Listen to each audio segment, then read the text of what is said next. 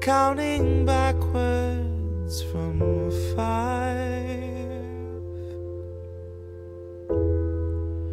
Counting backwards from 5. Counting backwards from 5. Count back from 5. The theater on fire, the cast on strike. The studio stock starts taking a dive. The contracts tossed and they're gone with the tide. The heads and execs, their hands are tied. We can't pump this dreck and treat you, right? But what do you expect from the industry type who survive by the leeching of bodies and minds? From those who original thoughts never seem to find. So they're gonna reboot ALF before your wages rise. And it gives cause to pause and reflect on the times. If they're losing control of their fools and their mimes, when all those obedient actors who grew their careers by averting their eyes are now holding the line, along with the authors of countless scripts that strengthen the hand of that corporate grip, squeezing our throats till we take the pen and we accept and consent to the corporate drip. Till you're all up to date on your pharma du jour, till you got a healthy support for the war on your lips. And now you know that the advertisers need more than a rerun summer full of flashback clips. Enter the scans from the year before, all the days of de-aging and mapping the face, and the hours of actors recording their voices are links in the chains that will bind them in place. Now all of those shows are so easy to make.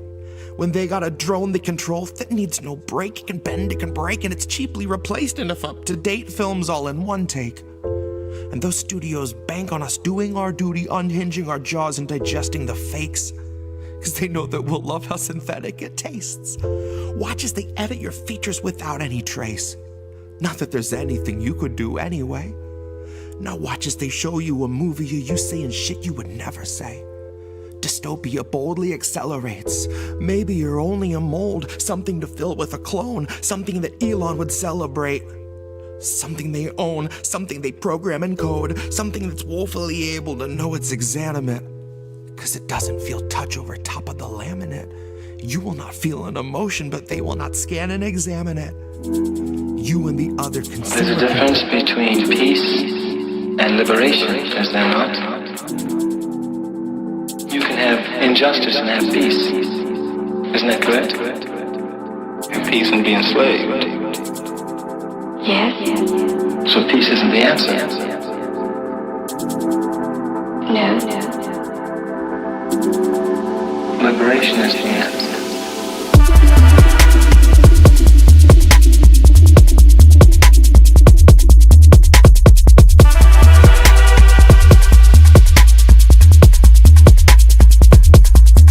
Liberation.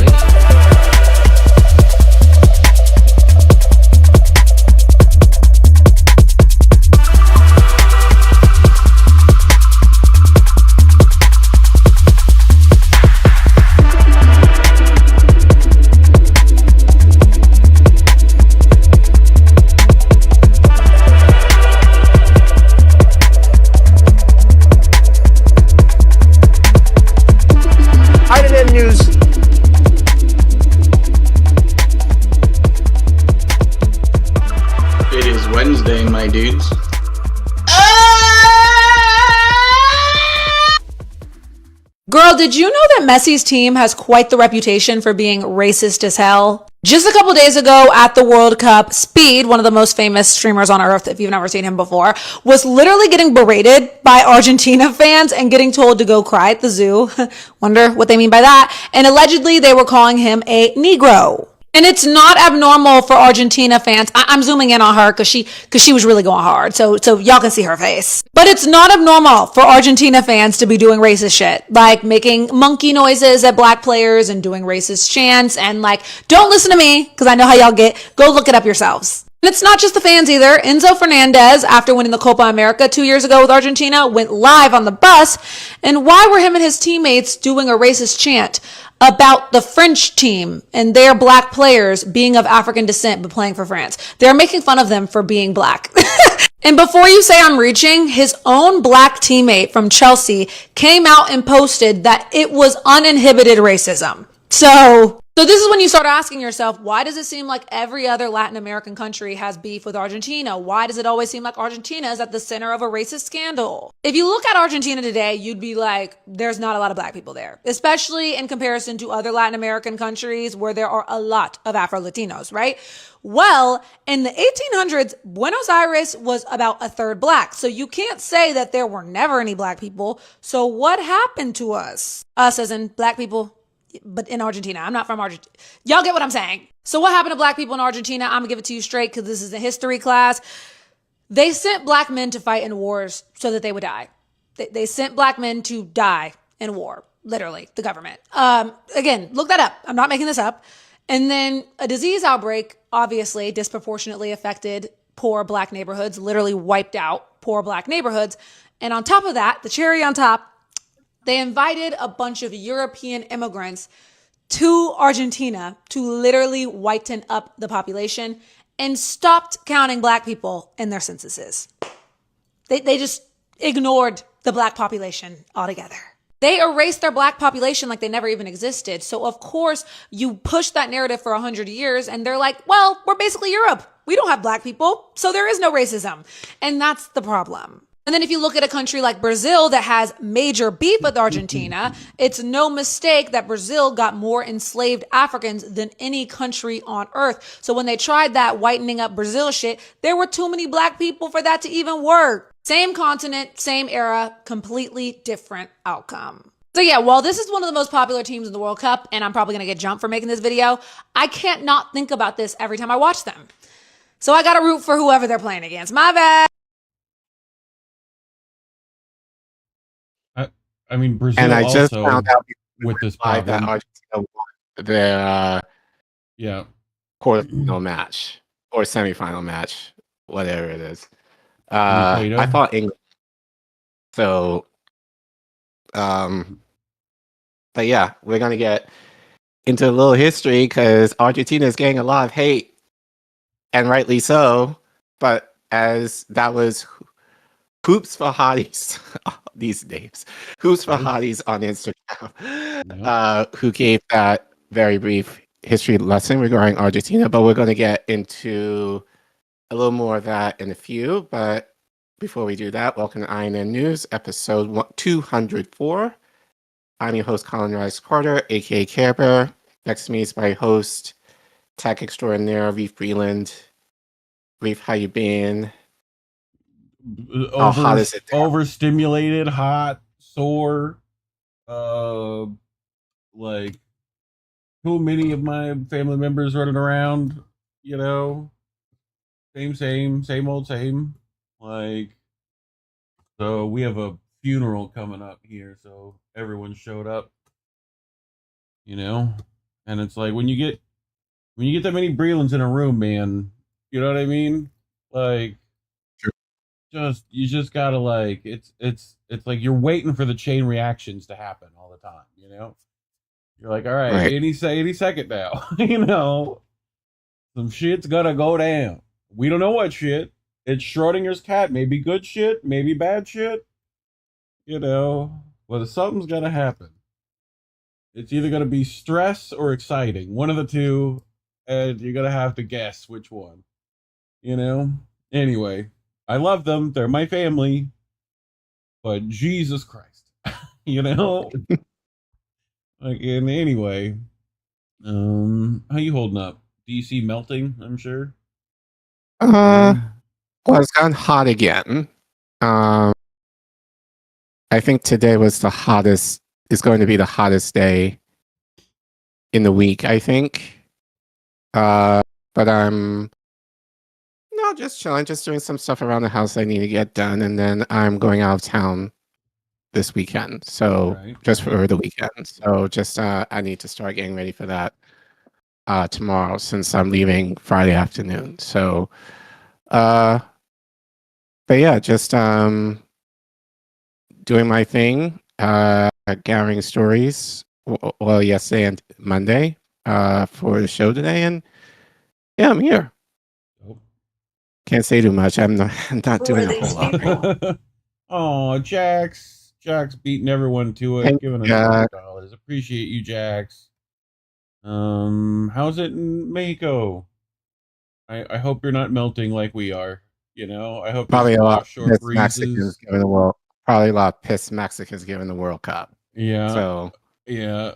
Don't worry, they'll figure it out like they always do. You know, take a little siesta, have a nice day. Like they'll be doing it up, dude. Jax's food is legit. Every time she posts some stuff from there, I'm like, yep, would partake. Little mojito action and some delicious tacos, dude. aren't there any Mexican spots by you? Some like there's a few little spots, but you know, nowhere as good as the real stuff, you know. But we brought some stories. Speaking of real stuff, you So talking yeah, about so Argentina.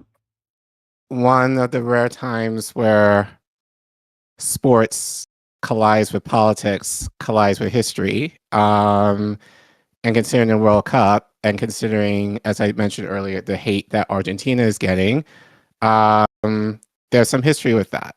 Obviously, there's some not so recent history, but some recent history as to why Argentina is getting a lot of hate right now.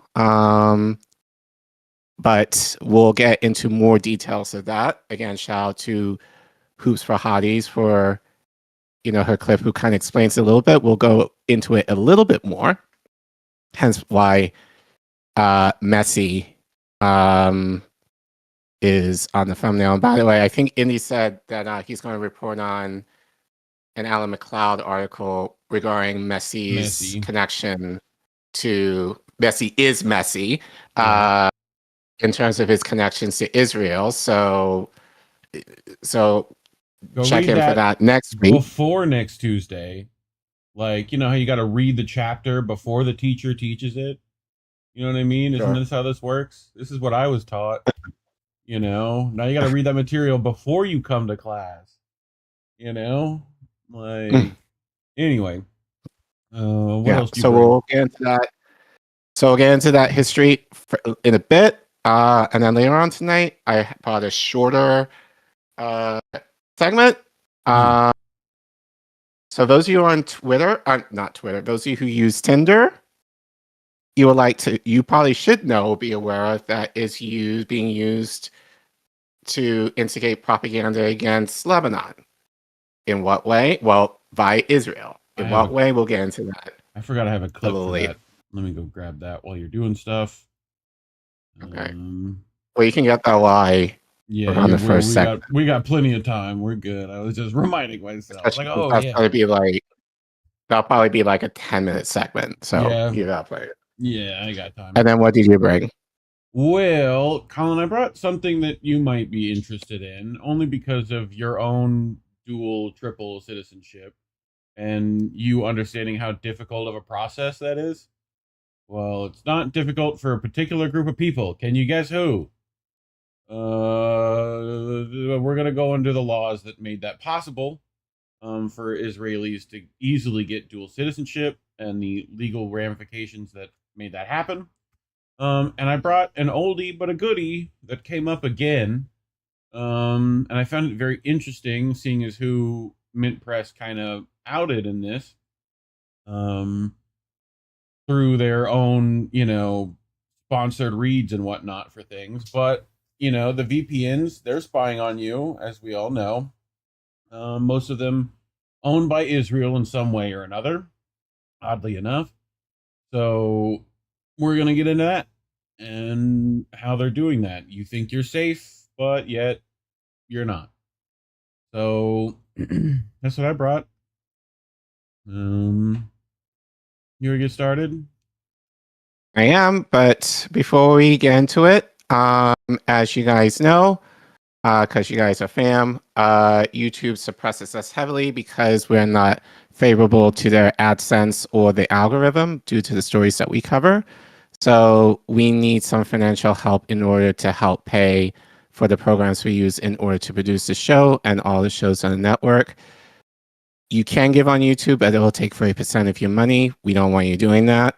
So the better way and ensuring that all of your money goes towards the channel is, as Jax graciously offered earlier, you can scan the QR code that you see on your screen, or you can go to the Ko-fi link you see at the bottom of your screen, or if you're in the YouTube chat and live right now, you can type in !donate in the chat, and the Ko-fi link will pop up, and you can give right there.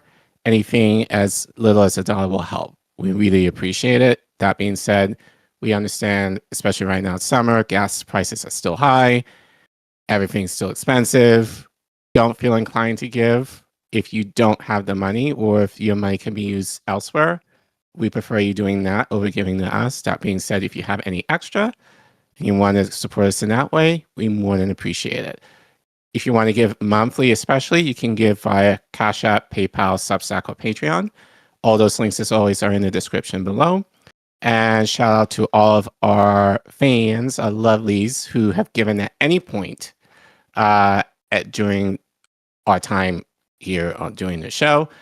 Our super fans, our MVPs, our VIPs are highlighted in the page, and your names will get featured in the closing credits of our show as a thank you. And if you cannot give, as we said, that's fine. The free way is make sure you're liking, subscribing, and sharing our clips, or share the show or any show on the network, to help us. Hopefully the algorithm recognizes that we actually are legit and we're worth watching. So thank you guys for everything that you've helped us with over the last few years, and we love you. Thanks for being here with us. Yeah. On to 5K. That's our next milestone. Correct. So 5K, do the thing. I think you still need to change that slide out, right? I know. I have a sticky note, but I literally was like, before the show, I was like, damn it, I meant to do that. And I was like, it's buried deep in a Canva file, that thing, and I just need to like pull it out into its own thing so I can like change it quicker. You know what I mean? But I'll sticky note it for now. Just because I find it funny to use the sticky note, you know. Right. Anyway, you're up. So first story tonight, probably very fitting given Argentina's win against England in the semifinals. So Argentina and Spain are playing against each other in the final next week. I'm sure FIFA is loving that, given Messi is like their star. And yeah, but you may have heard, and this is kind of why I was inspired to do this story, because we don't do a lot of sports related stories here, but No. when sports collides with politics, collides with history, and we love a little history here, I figured this will be as good as time as any to kind of, and I'm sure some of you guys might know about this a little bit, but Argentina gets a lot of hate due to some racist fans, some racist statements from team members. Maybe if you're Latino, you understand maybe some Argentina is known for kind of its low-key, high-key racist culture, especially among people of color. But as I said before, there's a history to all of that, so we're going to go into that history a little bit tonight. I'm sure we'll probably bring it up at some point later on at another time. But just to give you all the basics in terms of why Argentina is basically like getting a lot of beef, or has been getting a lot of beef, in terms of their people and their, just their culture. So Nazis. I hate these guys. They're coming up, I'm sure. So yeah. So we'll get into it. This is from New Lines magazine. Haven't read this from this outlet before. And this article was written by Pablo Alabarces, who writes Argentina's Racism Problem. A song against Black French soccer players is a symptom of deep-rooted prejudice. So just to give some context, Pablo is a professor of social sciences at the University of Buenos Aires. So Popular culture and social sciences. How do you become a pop culture professor? You know, like, do I get my doctorate thesis in like SpongeBob memes? I hope, because I can make it then. You know, but pop culture. Well, I think the Professor? idea is like how historical events have led to things Led to within things. current Yes. now. Like so memetics kind I'm of just stuff. yeah. So kind of giving, and I'm not sure why she came to mind, like because I know like some colleges have done like courses on Beyonce, for example, or some music great, but kind of relating to maybe the history of music, especially in terms of African American history that has kind of shaped, certain people or certain events. Yeah. So I'm sure given this context, I'm sure it's just especially given the Argentine national soccer team, how events in the past have led to kind of some of the shit that we're seeing online and otherwise, given some of the racist tropes or practices that we've seen among fans and players. So I guess that's kind of what it's referring to. So, but anyway, let's get into it. One of the first things you'll learn in any sociology course is to be cautious with generalizations. Saying, Los Argentinos son, Argentines are, is a difficult and improbable phrase. Argentine men are is more likely to be accurate, yet is still bound to fail as an assertion because it will always lack precision in terms of class, ethnicity, age, and region. Argentina is a vast country and, although not densely populated, it has enormous differences and inequalities like any modern society. However, in just 200 years of being an independent nation, Argentina has constructed several overarching myths. No nation can do without them. One such myth is that we are a European society inexplicably transported to Latin America, a kind of island on the continent, uneasily shared that status with Uruguay, or more precisely, the capital Montevideo, which is often seen as an slightly anachronistic Buenos Aires. Another myth is that everyone talks about us all the time. The universe has no other topic of conversation than the adventures of Argentina. If, to make matters worse, the topic is soccer, or sometimes other sports like boxing, motorsports, tennis, rugby, or basketball, the world is said to be obsessed with discussing the infinite quality of our athletes, male, and their unwavering boxing superiority. This also extends to fans, the best male fans in the entire world. So, and then quick aside on that real quick before I don't want to interrupt too much, but Spanish speakers in the chat, correct me if I'm wrong. I was told by other Spanish speakers that the ideal accent you want to have for Spanish is Argentinian. Yeah, I've heard that too. But I never understood that when it's like practically the same as Antonio Banderas over there in Barcelona, right? Like with all the lisp, and like weird Argentinian Spanish. I don't know. I just heard it was like ideal, like accent for getting the ladies, but what do I know? Let me know in the chat. Right. But I think also, and in part, I guess, given, and we'll get into this later as we go through, but the idea that many Argentinians now are of European descent. So it's still that idea of whiteness. Yeah, they got weird pizzas over there, dude. Supremacy, like it's kind of seen as the ultimate. Right.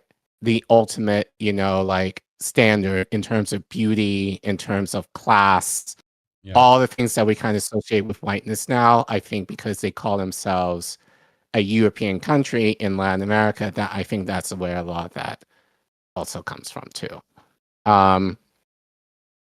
Anyway, and then there is another indestructible myth. We are an ethnically unified society. We Argentines come from the boats, says a popular song from 1982. The full quote is this: the Brazilians come from the jungle, the Mexicans come from the Indians, but we Argentines come from the boats. Though a bad song, it was cited by former Argentine President Alberto Fernandez in 2021, who attributed the idea to the Mexican writer and Nobel laureate Octavio Paz, who had actually written, ironically, that Mexicans descend from the Aztecs, Peruvians from the Incas, and Argentines from the boats. The boats here signified the perpetuation of the notion of transplanted Europe by Italian and Spanish immigration.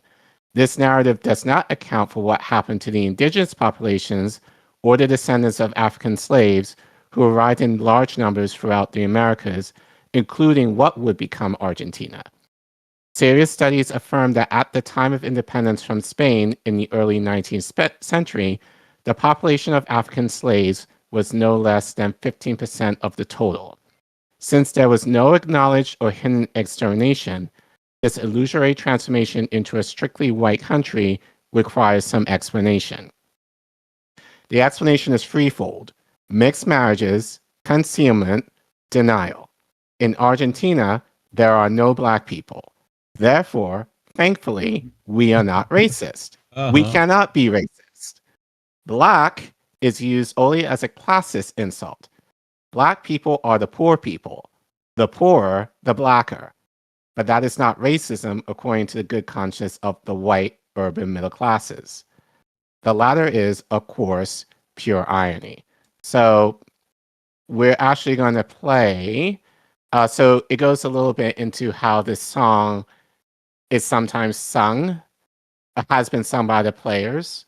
This is from, so I think that this is based in Ireland. So they kind of talk about this and the controversy that they had, I think it was a couple of years ago, regarding some of the actions of the players and some fans. So let's get into it. By the way, just as an aside, and Yeah. I'm sure there's a way to fix this, but like YouTube players specifically not on YouTube, like if it's embedded in something else, like this PowerPoint, for instance, they changed it to where like pause used to be here. Now that's the share button. Right? And like they literally, there is no pause. They moved volume's up here now. But it's only like on some of these videos that it frustrates the hell out of me. You know? Yeah, Argentinian. Like, there's no, like I have to click the video to pause it. I don't know, it weird. I don't like it. Fix it. I hate change, fix it. Like... The Argentinian football team returned to Buenos Aires on Monday evening to a hero's welcome after winning a second successive Copa America in Miami the previous night. But what should have been a joyful occasion quickly turned to controversy when the players, while being live streamed on midfielder Enzo Fernandez's Instagram account, sang a fans' chant dating from their World Cup win over France in 2022. The chant calls into question the nationality of black players on the French team and also contains transphobic language. It was widely condemned online, including by Fernandez's Chelsea clubmate, the French international Wesley Fofana, who described it on the social media platform X as uninhibited racism.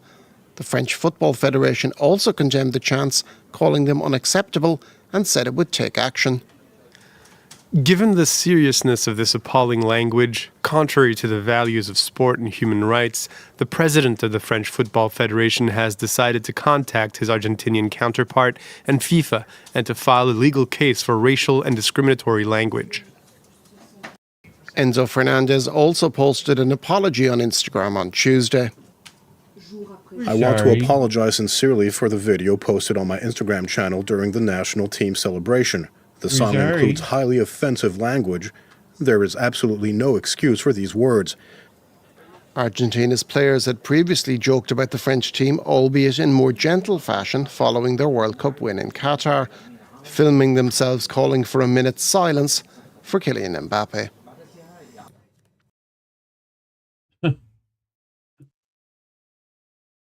So, so that's, again, this was from a few years ago, but there were some controversies regarding some racist and, I'll get into in a minute, transphobic issues. So let's get back into the article. So the song that I referred to before itself is a blatant display of transphobia and racism in varying degrees. The full lyrics state, listen, pass the ball. They play for France, but they're from Angola. The song goes on to describe French star Kylian Mbappe as commertravas, I guess that's how you say it, a slang term that refers to someone who's had sex with transgendered people before returning to its word for that? Why would they have a word for it? It's because they need to have a word for it. Because there's probably a lot of them in Argentina. Like, right. I would imagine, you know? Right. As the rest of Latin America. There's going to be a few, you know? So, anyway, the fact that they need a word for it is what's funny. Sure. Like, their mother is from Cameroon, their father from Nigeria, but their passports say French. The lyrics also reveal a profound ignorance of geopolitical and historical realities. Angola was a Portuguese colony, Nigeria was British, and only Cameroon was French. The song originated during the 2022 World Cup in Qatar from a group of fans who wanted to supplant the popular stadium anthem Muchachos, Boys. They sang it in front of a sports channel camera. The journalist, shocked by what he heard, asked them not to repeat it. However, it was too late, as the channel already aired it several times as a colorful piece. At the time, given the popularity of Muchachos, the song didn't gain much traction until now.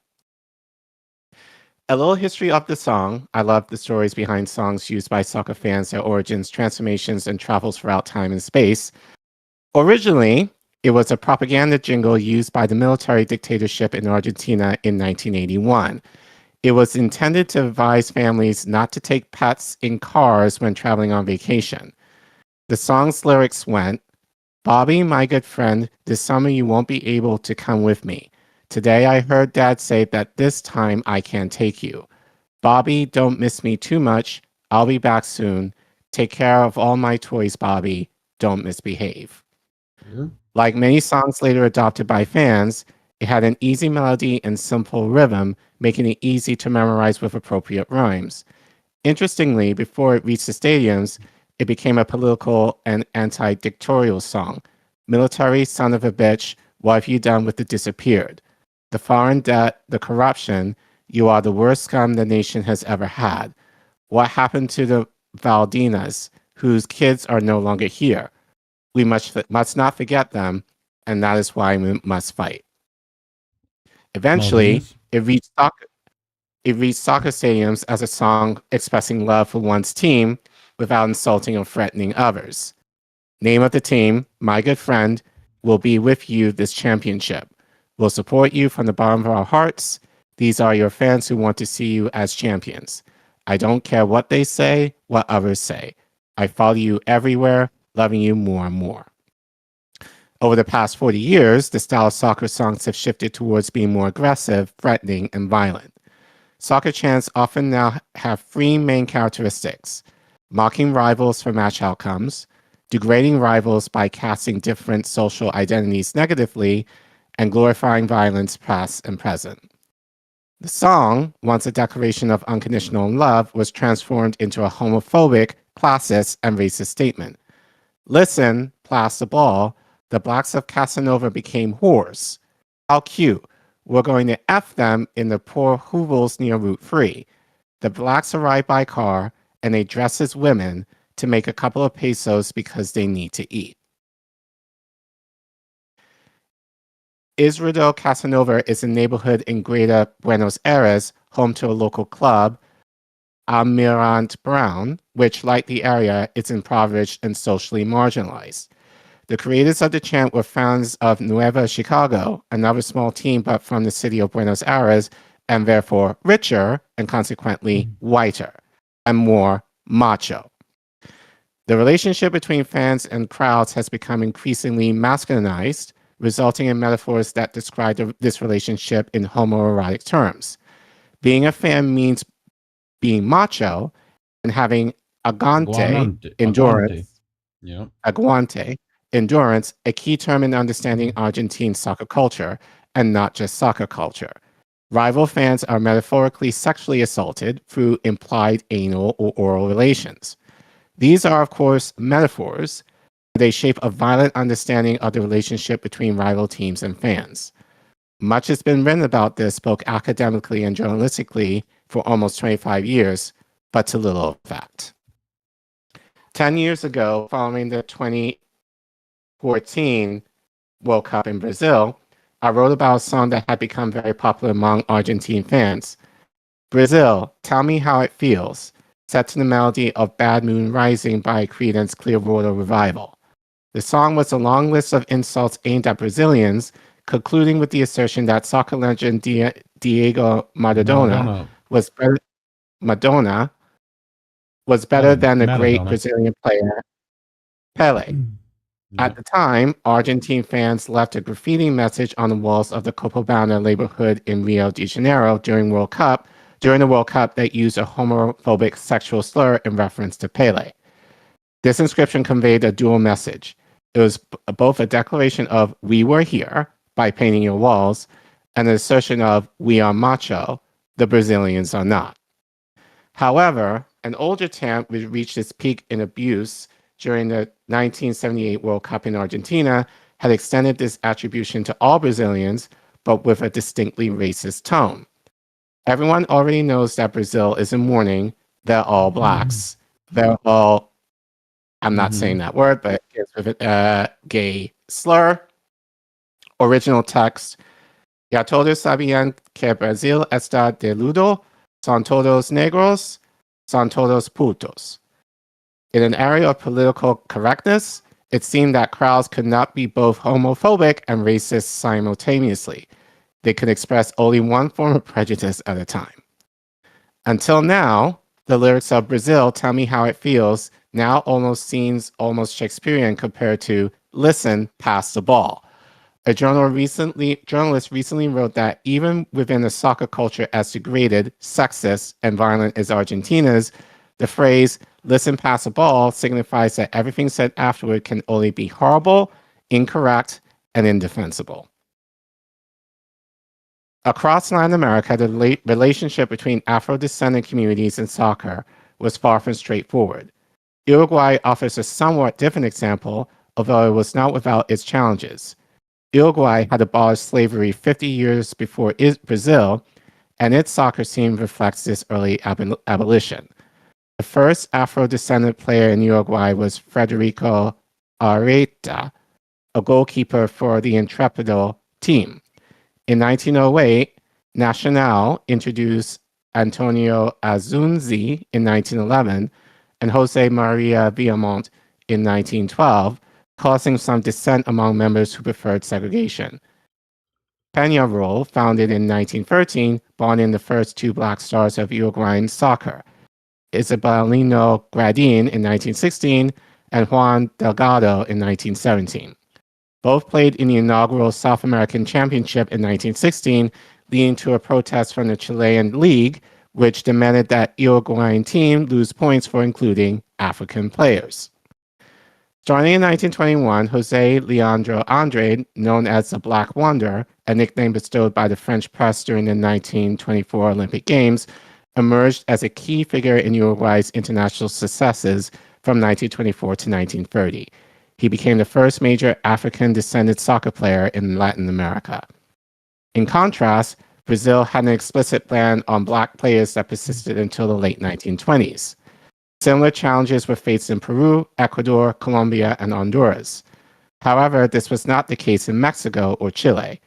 Argentina, as previously mentioned, did not recognize or see its African-descendant population and continues to overlook it today, despite the fact that Maradona, one of Argentina's most iconic players, was of mixed heritage with both indigenous and African ancestry. Argentine racism was addressed in a simplistic manner through class. Maradona was considered black in soul, but not in racial terms. because of his class. Funny. This is why Enzo Fernandez's video sparked so many political reactions. Since supposedly there are no black people or racism in Argentina, no one felt the need to offer any explanation or apology. Worse still, most comments on social media did not even recognize racism in the song, viewing it merely as a description of the African heritage of French players. Homophobia and transphobia were not mentioned at all, or just an example of soccer folklore. When the Secretary of Sports suggested in an interview that the players could apologize, he was promptly fired from his position by order of President Javier Milei, who asserted that no one should dictate what to do or say to the world champion and two-time American champion players. Vice President Victoria Villarreal went a step further, turning the incident into a fervent nationalist and anti-colonialist appeal in a post on X, which remains on her account. Argentina is a sovereign and free country. We have never had colonies or second-class citizens. We have never imposed our way of life on anyone, and we will not tolerate anyone doing it to us. Argentina was built with the sweat and courage of the indigenous people, Europeans, Creoles, and Black people like Remedios de Valle, Sergeant Cabral, and Bernardo de Monteagudo. Monteagudo? Yes, that's how you say it. Monteagudo. I guess. Monteagudo. No colonist country will intimidate us with a song on the pitch or by confronting the truths they refuse to admit. Stop pretending to be outraged hypocrites. Enzo, I support you. Lionel Messi, thanks for everything. Argentinians, always hold your head up high. Viva the ARGENTINA'S. That same night, the president's sister rushed to the French embassy to apologize for the vice president's remarks. While this might seem like a farce, it is happening under a government that claims to be serious.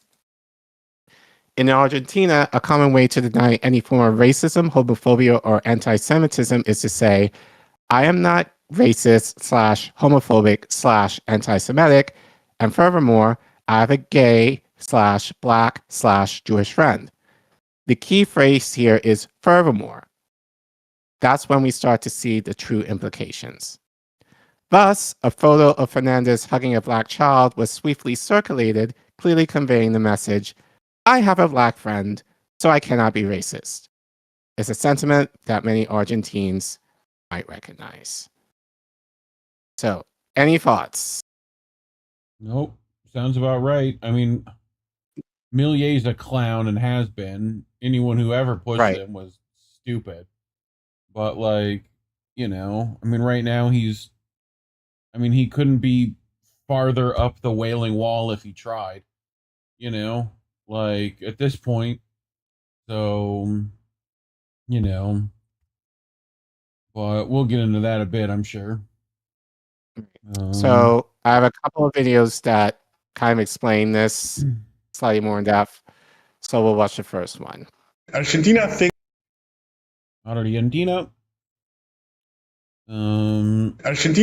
that it's not racist because Argentina thinks that there's no black people. In Argentina, blacks do not exist. That's a Brazilian problem. That was Carlos Menem, then president of Argentina in 1996. It is said that it's the whitest country in South America, that it's the Paris of America, of Latin America. Argentina is not white. If not, I wouldn't be here. But Menem didn't invent this myth. He was repeating a narrative built over a century of deliberate racial erasure, because history tells a different story. As early as 1588, enslaved Africans arrived in what is now known as Argentina. Between the 16th and 19th centuries, more than 200,000 enslaved Africans were brought to the region. A 1778 census found that approximately 1/3 of the country's population consisted of people with African descent. In 2022, less than 1% identified as Afro-descendant. So where did they go? Some historians point to disproportionate black conscription in Argentina's wars and a devastating 1871 yellow fever epidemic, though others argue these were secondary to the deliberate policy of erasure by the state. In the late 1800s, Argentina's leaders decided the country's future was European. They called the policy blanqueamiento. whitening, and actively promoted intermarriage and mass immigration to dilute the non-white population. We don't think that one drop of blood makes us black. We think that one drop of blood makes us white. Around 7 million subsidized immigrants, mainly from Spain and Italy, arrived between 1850 and 1950, while black and indigenous people were pushed out of the public record. The Argentinian state created a new racial category, trigueño, that means from the color of the wheat, and that made black people invisible and indigenous people.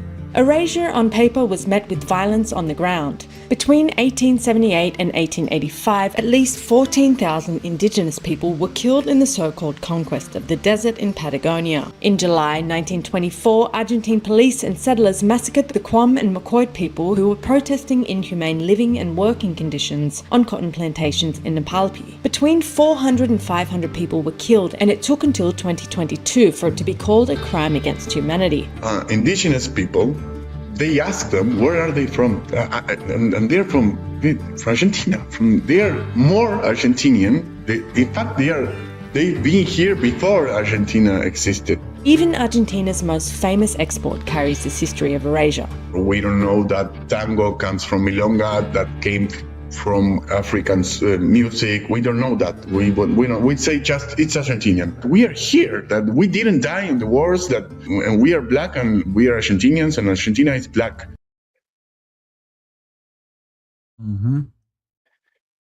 So we got a little bit more. So this is from the Merc. Next one's from the Merc. We played, No, go ahead. So next clip is from the Merc. We've played him before. But he goes a little bit more in depth in terms of the black erasure in Argentina. So you can play that clip. I could if the requested file existed. Why? Oh. Why did that mess up? Can you send it to me? Like, it's probably somewhere on Insta or wherever. He talked about I can remember where you found it.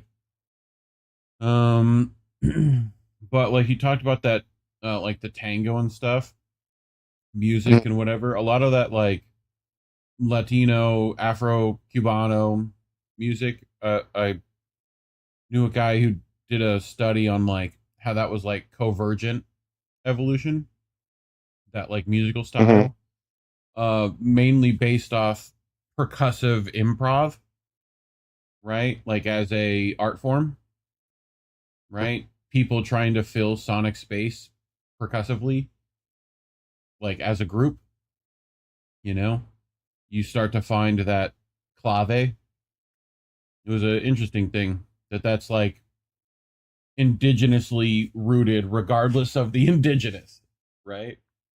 You know, if you do drum circling or, you know, dancing, the dance music as a improvisational act, you know, you find that. And then, you know, bit of slave trade and whatnot just reinforces all that. So, you know, both of you find that you guys do the same rhythms and it's like, oh, okay. You know, but it's an interesting thing. I need to go find it. Where is it? Unknown. File unknown. I wonder why that happened. That the file just acts like it's not there. I don't think it's that important though, so yeah. Yeah, if I might be able to find it later and we can play it later. So so that's okay. But I do want to bring this article too. This is an opinion piece written by Federico Pita for Al Jazeera. And he writes, the myth of white Argentina still shapes the nation. As you can probably see, Milei is carrying forward a straight tradition that has long equated whiteness with progress. Sounds familiar? So So actually, this refers to another segment where we talked about before regarding, well, we'll get into it. In late March, the United Nations General Assembly adopted a landmark resolution spearheaded by Ghana and backed by the African Union and the Caribbean Community, CARICOM, recognizing the transatlantic slave trade and child slavery as a gravest crime against humanity and calling for concrete steps for reparations. So I did a segment on this we talked about that in April. Yeah. A total of 123 member states backed the initiative. Most former European colonial powers abstained. Only 3 countries voted against it: the US, Israel, and Argentina under President Javier Milei. While a large majority of countries acknowledged the need to address the contemporary consequences of slavery and colonialism, a smaller bloc of governments moved to defend an international order shaped by those very same experiences. Argentina's vote defined which side the current government has chosen to be on. That decision, however, reflects a deep historical continuity. Argentina's rejection of reparations is part of a state-sponsored tradition that has organized the nation since its independence based on specific racial hierarchies. The vote against the UN resolution projected onto the international stage an architecture of power that has structured Argentinian history since the 19th century. The formation of the Argentinian state was marked by its elite's explicit project of demographic and cultural whitening. Their vision framed European immigration as a privileged vehicle of civilization and progress. Juan Bautista Alberti, the main intellectual architect of the 1853 Constitution, summed it up in the phrase, "To govern is to populate." This logic was embedded in Article 25 of the Constitution, which instructed the state to actively promote European immigration. The clause has, since then, survived every constitutional reform. Neither the 1949 Social Constitution nor the Democratic Reform of 1994 altered the principle that associated Europe with the nation's desirable horizon. This institutional architecture consolidated one of Latin America's most enduring national narratives that Argentina is a white and European society. The myth that Argentinians descended from the ships shaped public policy, school discourse, and knowledge production, while indigenous and Afro-descended populations were pushed by the margins. The result was a distinctive form of racial denial, and I would argue erasure. Yeah. The Argentinian state constructed a national identity that erased and denied large segments of its own population, elevating whiteness into the universal representation of the nation. Even today, a country composed largely of racialized majorities continues to be described institutionally as a homogeneous European society. The erasure of Afro-Argentines is one of the clearest expressions of this process. In the early 19th century, people of African descent made up roughly a third of the population and played a decisive role in the country's economic, social, cultural, and military structures. Yet school discourse, censuses, and mainstream historiography promoted the idea of their natural disappearance, transforming a history of exclusion into demographic inevitability. Indigenous peoples underwent a parallel process, portrayed as a residual minorities, despite their continued demographic, territorial, and cultural relevance. Argentinian racial denial thus systematically minoritized indigenous peoples and erased Afro-Argentinians from national narrative. So actually, it just made me think of something. If you look at Argentina's national jersey that they're wearing in the World Cup currently, like, you'll have to look it up close, but I believe they have pattern like Aztec and Inca patterning embedded into it. It's hard to, like, Mexico's is very obvious what it is. In Argentina's, it's not as obvious unless you look it up real close. But I think that's kind of the idea of, like, we kind of do this here in the U.S. in terms of the Haiti ones. They wouldn't let them wear. I don't know if you saw that. Which ones? The Haiti ones that they wouldn't let them wear. Mm-hmm.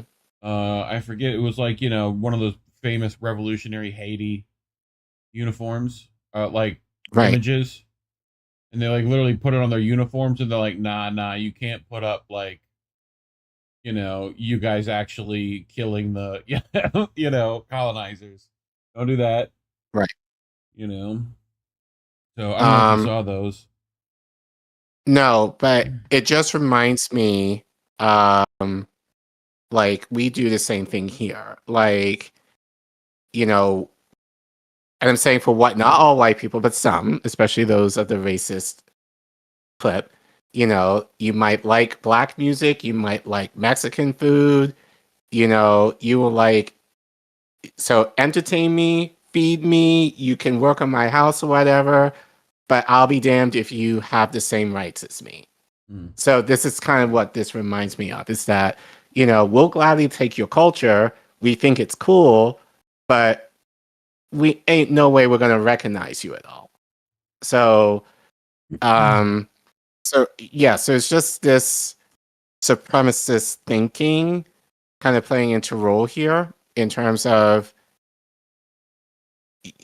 as the saying goes, you could take our rhythm but not our blues, so to speak. Or like, you can take our culture but not acknowledge us within the culture that essentially helped to birth your nation, essentially. But anyway, next one. The current libertarian administration has deepened this tradition through the dismantling of state structures aimed at recognition and redress. The closure of the National Institute Against Discrimination, Xenophobia, and Racism eliminated one of the few institutional spaces dedicated to anti-racist public policy, the Commission for the Historical Recognition of the Afro-Argentine Community. This commission was created to promote measures of recognition and repair for a population historically excluded from full citizenship, and its significance extended beyond Argentina. The Inter-American Commission on Human Rights and a special rapporteur on economic, social, cultural, and environmental rights has identified its creation as an important institutional advance. Its dismantling reflects a political decision to undo some of the limited institutional tools built over decades of Afro-Argentine activism. The March vote reveals a historical continuity that extends beyond Malay and South. As the international community moves towards a new consensus on the contemporary legacy of slavery, the Argentinian state continues to act through a tradition that equates the nation with whiteness and renders its racial majorities invisible. This is a deeper logic of Argentinian racial denial, a form of power that continues to speak in the name of a European Argentina that exists far more strongly in the state's imagination than in the social reality of its people. So another thing to note, and I shouldn't even have to say this, does this mean, do these articles allude to the idea, or it might come across as all Argentinians are racist, transphobic, and all of that stuff? No. Obviously not. But no. And I feel I have to say that because I don't want anyone to feel like, oh, like Reef and Collin is saying that all Argentines are racist and all. No, we're not saying that. What we're saying is the same thing that we say regarding America. Like, the culture is built towards elevating whiteness and overstepping on Black and Indigenous people. There's a systemic issue, not an individual problem. Right. And the only difference is, I would argue, at least in America, in some fashion, well, I think it's a varying degree of denial in a sense. Like, here, it's like, oh, we understand what happened to you, but that's not happening to you anymore. So get over it. It's not like in Argentina, it's like, oh, this never happened. And they will just straight up kind of erase you, essentially, from society, essentially. But again, I thought it was important to kind of bring all this up especially if you don't know, and especially how you might be seeing this in the World Cup. Those of you who are watching it, you probably have seen some things regarding the Argentinian team, and especially online, there's been a lot of hate towards Argentina during this tournament. So, to give you this kind of context now, and to help our audience and anyone who's watching to kind of understand the implications of their history and why they were so hated, and why, especially among other Latino nations, they're kind of like Argentina is viewed as problematic, given as was described as a very macho, very masculine. Even with that, I have to wonder how, I guess it's that machismo that you kind of see in many nations, Latino nations. Like False the men are bravado. it, and the bravado, and like women, they're just are things to play with and mess around with and whatever else. But I cannot imagine the implications in the light of all of this, how that's kind of played out in Argentina. Again, Yeah, not saying that. misogyny. Misogyny. Right. Because even in the first article when it mentioned Argentina, he was very specific in saying men. So it's kind of like, Yep. like, so it's like, men.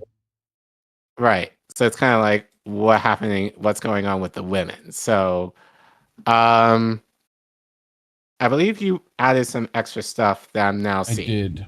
I did. What slide were we on? We did that. Okay. 6, yeah. I mean, I just brought this as more kind of a continuation of your point. I mean, Fees had this take for a minute as well, as essentially Israel is using by any means possible, right? We're trying to control Latin America, right?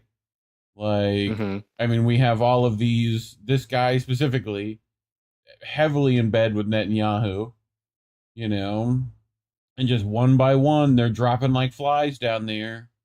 But I did find this funny. The Argentinian peso being worthless now after Millier's been in. I mean, I'm sure that's going to go great for its people, but Elon Musk prosperity is ahead for Argentina. Oh, womp womp. Like, maybe it didn't work out. All that fucking ANCAP, like, nonsense. But Fee reposted this from Sovereign Media. Netanyahu backs Argentina in FIFA World Cup. Benjamin Netanyahu admits in an interview that he's cheering for Argentina, but he says this is not because of Messi, but because of Argentina's President Milei, a huge ally to Israel, who he says has done great things for the country's economy. Except the peso's fucking no value. You know, they've now reached a moneyless society because it means nothing and has no value. So, this contract with the reality that, according to many locals, Argentina's economy is not doing so well. Javier Milei is seen as a negative figure by many in Latin America. Another point is that many people across social media platforms have noted the similarities between Argentina's attitude and how they're favored by FIFA and how Israel is portrayed and treated as the victims. There have been various accusations that FIFA awarded Argentina more penalties and treated them differently than other teams, especially during the FIFA World Cup games against Egypt and Cape Verde. Because people have been watching everything live, the dislike for Argentina has grown among fans of the sport. There are also pictures of Lionel Messi at the Israel wall, just as there are Javier Milei, the leader who has begun implementing the Isaac Accords in Latin America, bringing the region closer to Israel in terms of security and military cooperation, a development many vehemently oppose. And it's not the only place in Latin America they're doing this, right? Recently, we have Venezuela's acting president, Delcy Rodriguez, meeting with a delegation from the genocidal Zionist entity on Tuesday. It was reportedly to discuss the removal of rubble following the June 24th earthquakes, and nobody knows more about turning things to rubble than these monsters. It's beyond distressing and vomit-inducing to see the entity's flag in Venezuelan territory, probably only a matter of time before diplomatic ties are reestablished. So, that's pretty much what I brought. So, member of the show, Angel, weighing in. Racism is an issue in most Latin American countries. Most have brown natives live in the outskirts of the country and forgotten about, while the white people in the country live in the capital and look down on the natives. And in news tonight at 9 p.m. So Thanks, appreciate Angel sharing and dropped knowledge on people. But yeah, this is, I mean, the Diderot Doctrine in effect. This is the Isaac Accords, trying to favor diplomatic support in the third world, right? They're doing the same thing in Africa. You saw what? Burkina Faso's leader meeting with Israeli delegates. Like, things are happening, guys. And we can't just rely on trust us, bro, 3D chess to get through it either. You know? Which is why I keep saying you got to know world history. You have to be aware of what's happening in the world, because I think Americans tend to think like, oh, our issues are unique to us when they're not. You know, so especially for me as a Black immigrant can tell you they're not. Like, they might have some differences in terms of culture and otherwise, but a lot of the class, race, fill in the blank isms, the main ones being capitalism, pluralism, colonialism, all apply. So so it's like you have to know, and this again makes me more connected, like with my Afro-Latino brothers and sisters than not. And it makes me go back to, when I went to Colombia last year, and I was very fortunate that I had a kind of woke Colombian tour guide. I think he might have had indigenous descent, which is why he was really kind of, I forgot his name, but like he really kind of hammered this home. But he spoke about the idea of like, oh, in school, our history, Colombia's history, did not start until the Spanish got there. Just totally erasing the Afro-Colombian and indigenous groups that were there, been there prior to. So again, we're seeing this in Argentina too, except it's just more just blatant erasure of the Black community, and maybe like a sexy nod to the indigenous community where they see fit.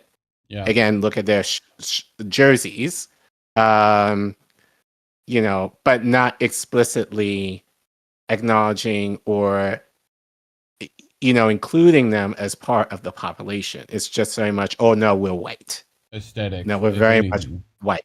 Which now you can understand why Peter Thiel decided to escape to Argentina. He's going to feel right at home there. He'd fit in amongst all the fascists that are still there, Right. So knowing the history, have to know this history, especially in other countries, to have us have a better understanding of our own. So, but stories like these, and I'm sure we're going to get a lot of hate in the comments. I don't care though. This is history and this is fact. So you can share your issues with this segment in the comments, and I will gladly read them. But the truth is the truth. So if you want to acknowledge that, you can go off. That's your forum. I like to see anyone who would kind of speak against this. But I gave that nuance, basically saying, especially if you're from Argentina, not all of you are like this, but you have to speak in. I'll say this, like anyone, well, Argentines basically will say that they'll have some privilege, especially if you're white. If you're aware of this and you're silent, you're complicit. You're more of the issue than an outright racist.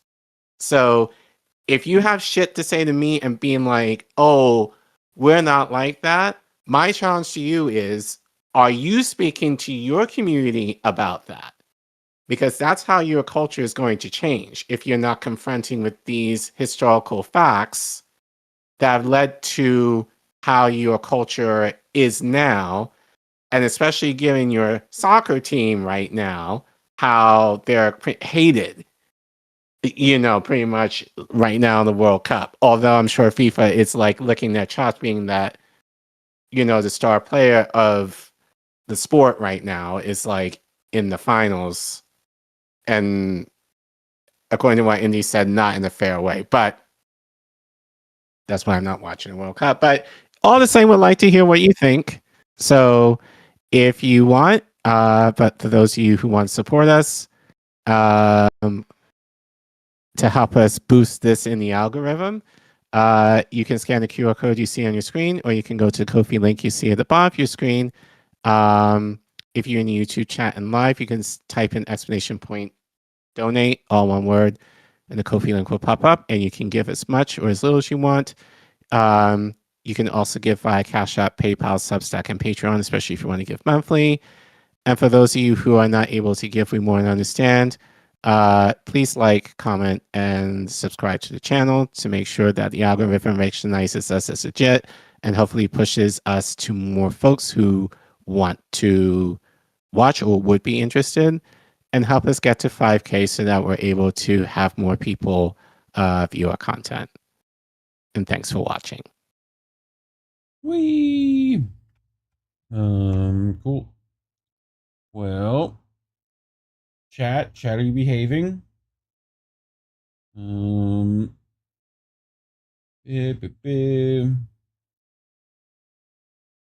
do we got? Golden Monarch, Argentina player at one point clashed with a black English player. Racism is still racism in FIFA. God, is that a terrible organization? Just in general, with how they've exploited. The Court Lord, not gonna lie, sounds like Utah. Sure. Just throwing some shade at the Utes.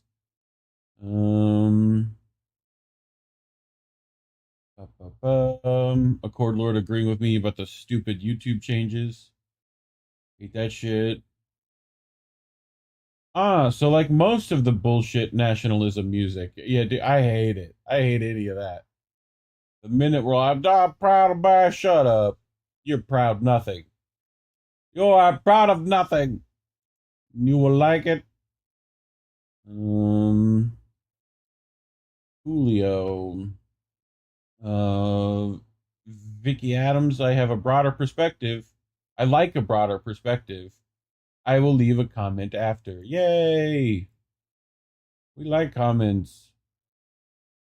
The Poles help the Haitians. I'll have to look into that. I mean, the French helped us. You know? Okay, let's see.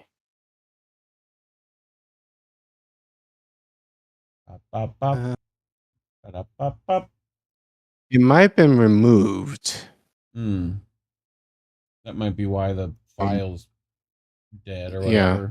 Let me check. I found the page where it came from because it's not on the guy's own page, which it might have been removed. Yeah, that's probably so. I'll check. I'm checking right now to see if I can find it. You know, you send it to me later and I can add it in post. Sure. But are you ready for our next story? Yes. Cool. Well, Collin, you have dual, so you have triple citizenship, right? Well, as a person who, I brought this for you because you might understand how difficult of a process that is to do, you know, especially in this country, to get like dual citizenship and whatnot. But it's a lot easier for a particular group of people. You know, the Israelis seem to be able to do it. And I found this, and this is a two-part, this is like two articles that have been put together by Israel Palestine News about this topic, and I found it interesting. But they write how the U.S. law on dual citizens was changed for Israel. This is by Allison Weir, excerpt from Fortas, Breyer, Brandis, Frankfurter, Ginsburg, Israel Partisans. In February 1967, an Israeli citizen, so this is 1967, right? Just in case people were wondering, the bell bottoms are in, right? Like, you know, got a lot of stuff happening in the 60s in that year. A naturalized American named Bays Afroim, who had then become an Israeli citizen, sought to overturn a law that prohibited dual citizenship. Afroim, whose original name had been Ephraim Bernstein, was a member of the Communist Party who had fled the U.S., lived in Cuba for a while, and then moved to Israel. Man, that's a weird path to take, you know? Sure. So, while a previous lawsuit on behalf of a Mexican individual had failed, I wonder why, the Israeli lawsuit had a different fate. Although both the Washington, D.C. District Court and the Court of Appeals have affirmed the U.S. law, the Supreme Court overturned their decisions, and on May 29, 1967, found in favor of the Israeli. The swing vote was Wow. Funny how this works. Well, no. So it just shows that the Supreme Court has been in the pocket. Yeah. Like, because, quite some you time. know, like for quite some time. So we think it's this as a recent thing. Apparently not. And in this article, which I have linked in the description, there's a video in it that I couldn't bring because it's got Al Jazeera and they love to copyright our content if you bring one of their videos. Shame on you, Al Jazeera. The swing vote was cast by Supreme Court Justice Abe Fortas, an Israeli loyalist. The Jewish press reports that Fortas was an unabashed Israel supporter who influenced LBJ's strong pro-Israel position during the 1967 Arab-Israeli War. As author-historian Laura Kalman aptly put it, he was a Jew who cared more about Israel than Judaism.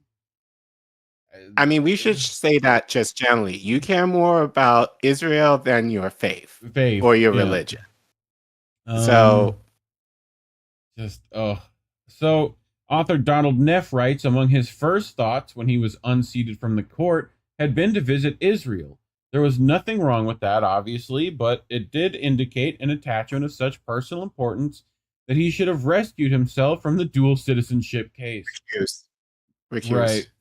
Excuse, I would imagine. Recuse. Jesus. Where my eyeballs went. Neff concludes his actions, along with 4 others on the court, had destroyed a 200-year tradition. This occurred without the concurrence of the American people, as it tends to. A week and a half after the decision was handed down, Fortas, under the code name Ilan, as in,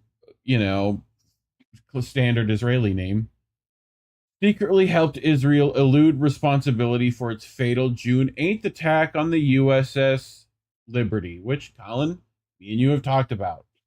So, I don't know if you remember the Liberty, but you should.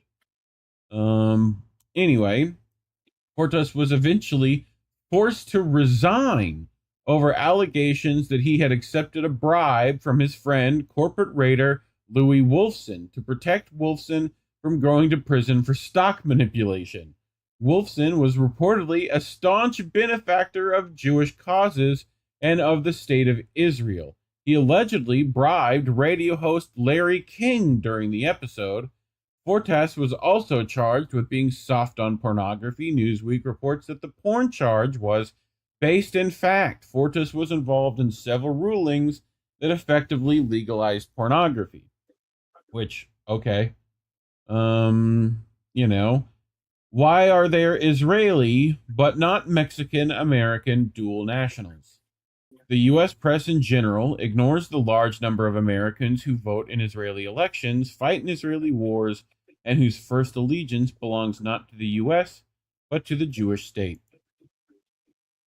America is the home of many faiths and many nationalities. Recently, we have seen that a U.S. businessman can be called home to serve as the Prime Minister of Serbia, while the unusual appointment of Milan Panic, some 20 years after he immigrated to California to found a multi-million-dollar pharmaceutical company, drew some media attention. The press in general ignores the large number of Americans who vote in Israeli elections, fight in Israeli wars and whose first allegiance belongs to the U.S., not to the U.S., but to the Jewish state. While many immigrants who become Americans express nostalgia and in most instances a love for the old country, they are not torn as to their first allegiances or loyalty, nor, before the creation of Israel, were many Jewish immigrants to North America. Zionism, however, taught them that regardless of where they were born or where they lived, they had an allegiance to a Jewish state. American-born Jonathan J. Pollard, who perhaps stole more secrets from the U.S. than has any other spy in American history, said he felt compelled to put the interest of my state ahead of his own.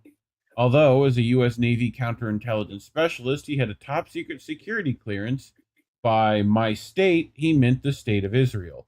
Literally tens of thousands of Americans still holding U.S. passports admit they feel a primary allegiance to the state of Israel.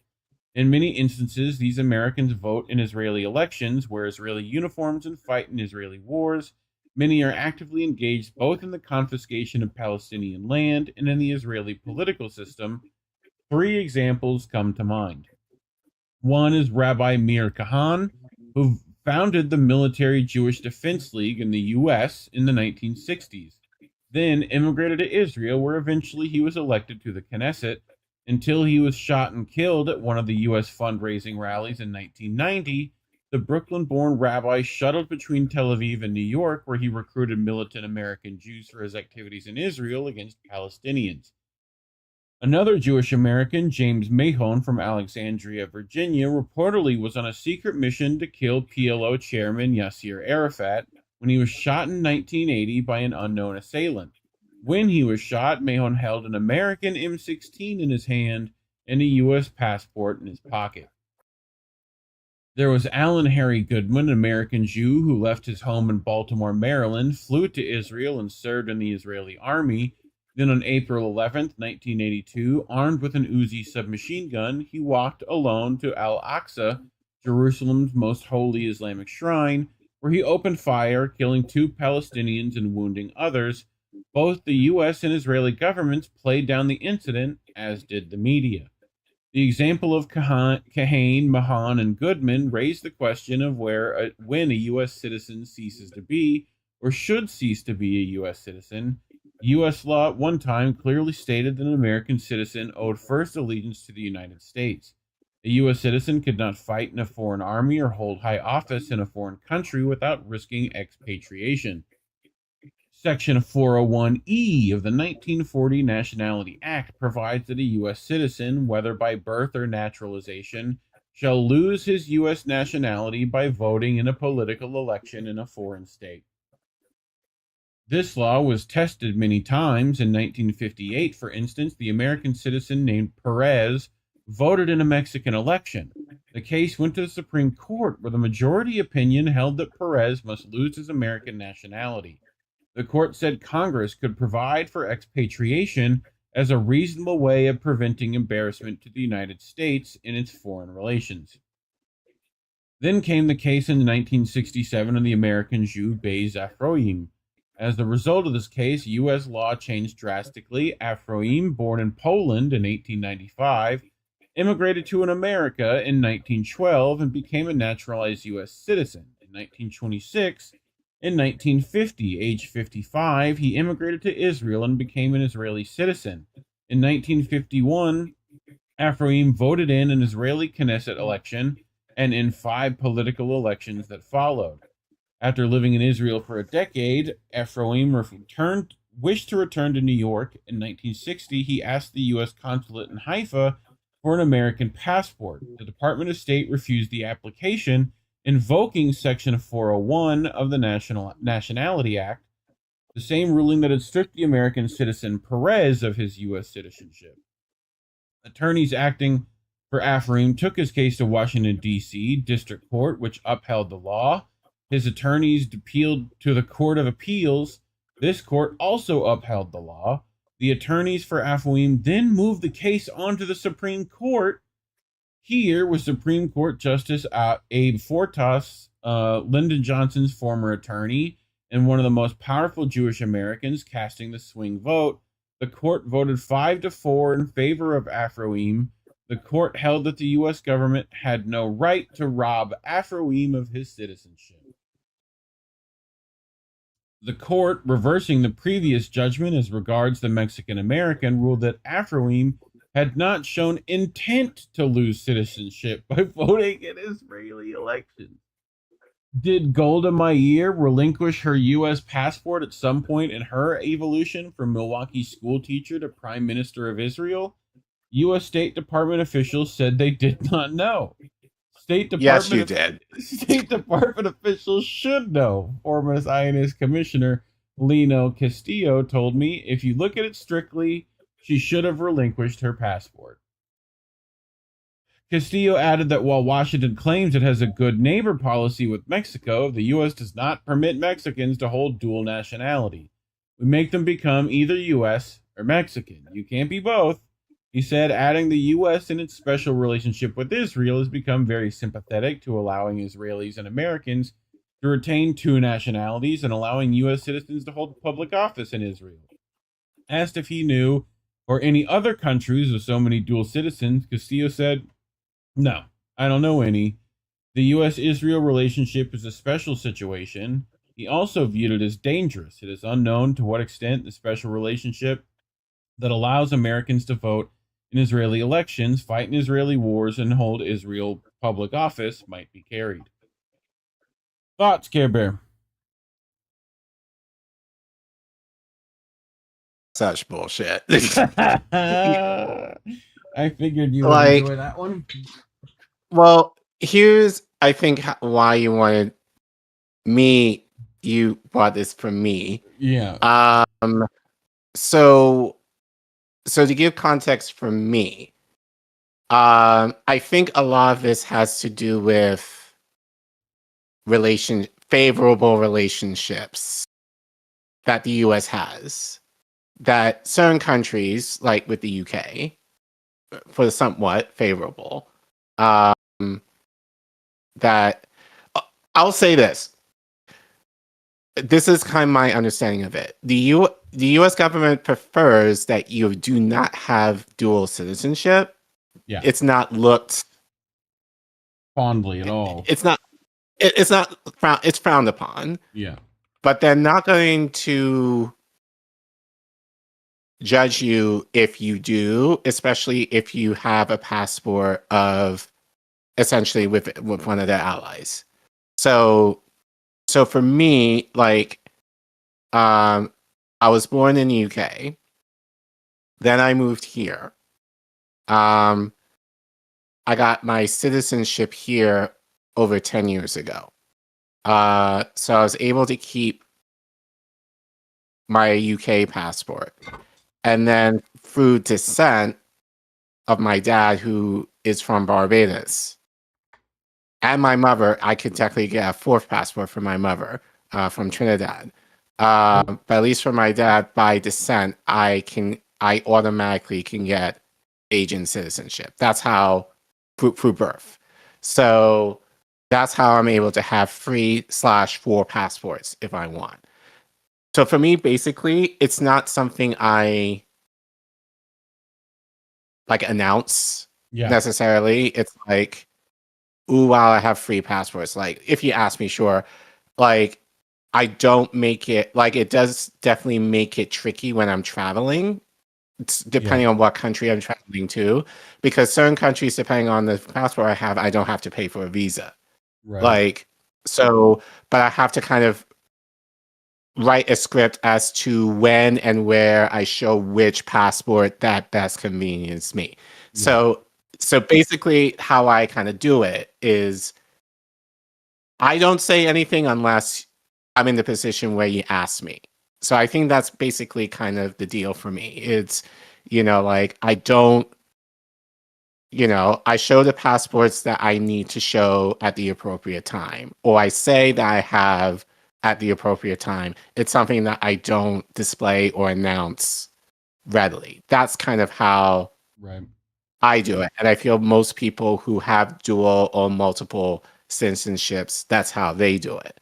But all along with that, because I primarily live here, for all intents and purposes, I consider myself American. So I pay taxes here.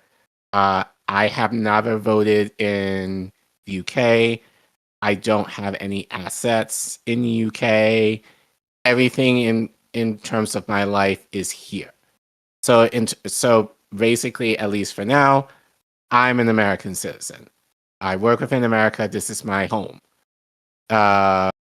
primarily. So, but I say all of that because I feel like in this case, and we've seen this, especially like a lot of these politicians currently, it's almost like a flex, like to say that they have Israeli citizenship. Yeah.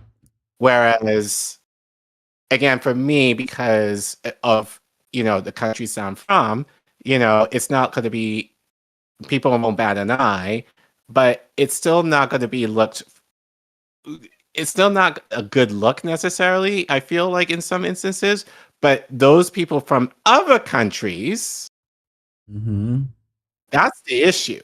Yeah. And more often than not, those countries, as you can guess, has something to do with this.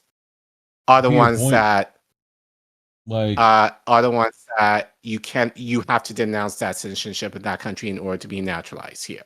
Yeah. So to your point too, that I'm thinking about like Israelis using their American passports to like get into places that wouldn't normally let them in, right. like because they using their Israeli passport, So, but that's just a thought I had as you were talking. Yeah. So it's just kind of bullshit in terms of, my take is you either offer, and this is just my opinion, you either offer dual citizenship to anyone who wants it, or everyone who becomes naturalized, you automatically denounce it regardless of what country you're from. Right. That's kind of how I see it. But I definitely have felt like a way that certain countries, you cannot keep that citizenship. Like, what if you have family who still lives in your country of your birth or whatever, something happens to them, and you have to go home. Like, now you have to go through the process of getting a visa if you're able to, like, in order to travel back to the place of your birth. Like, to me, that's so ridiculous. Like, and I think especially right now, given how, like, we have a lot more people traveling to different countries now and living, and probably even more so now for work or whatever means. And, like, we are more connected, more relationally now that we're able to live in different places now.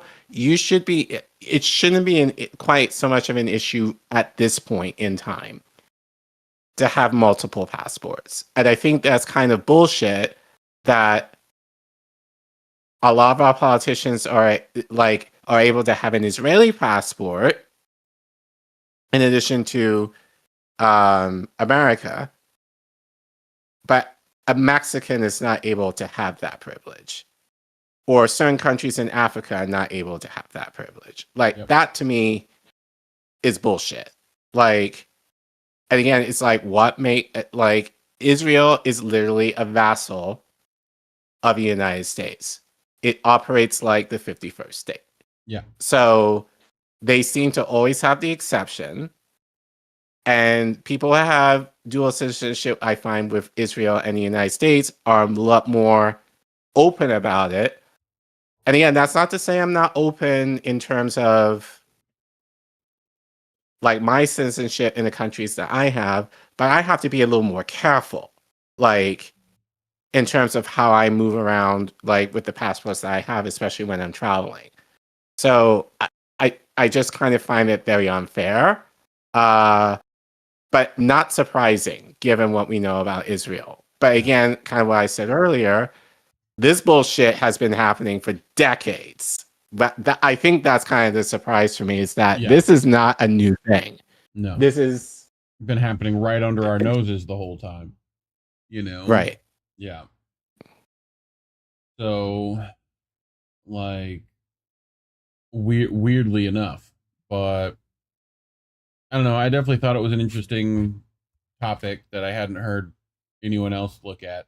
So Because it's something like Israel's got like crazy amount of dual citizens. You know, Right. it's like 80% of them have like dual passports. Right. So, and the gag is they're not living in Israel. They live here. right. Like, or at least they live here the majority of the time. It's like, why bother having it? Like Yeah. Like for me, because of my job, like I can't just go back to the UK Whenever. as readily, You know? Right. whenever, like, you know. But I will make a point to go. I didn't go this year, but I definitely will go next year. I was there last summer. Yeah, you sent but me like, your Greg sausage roll. I remember.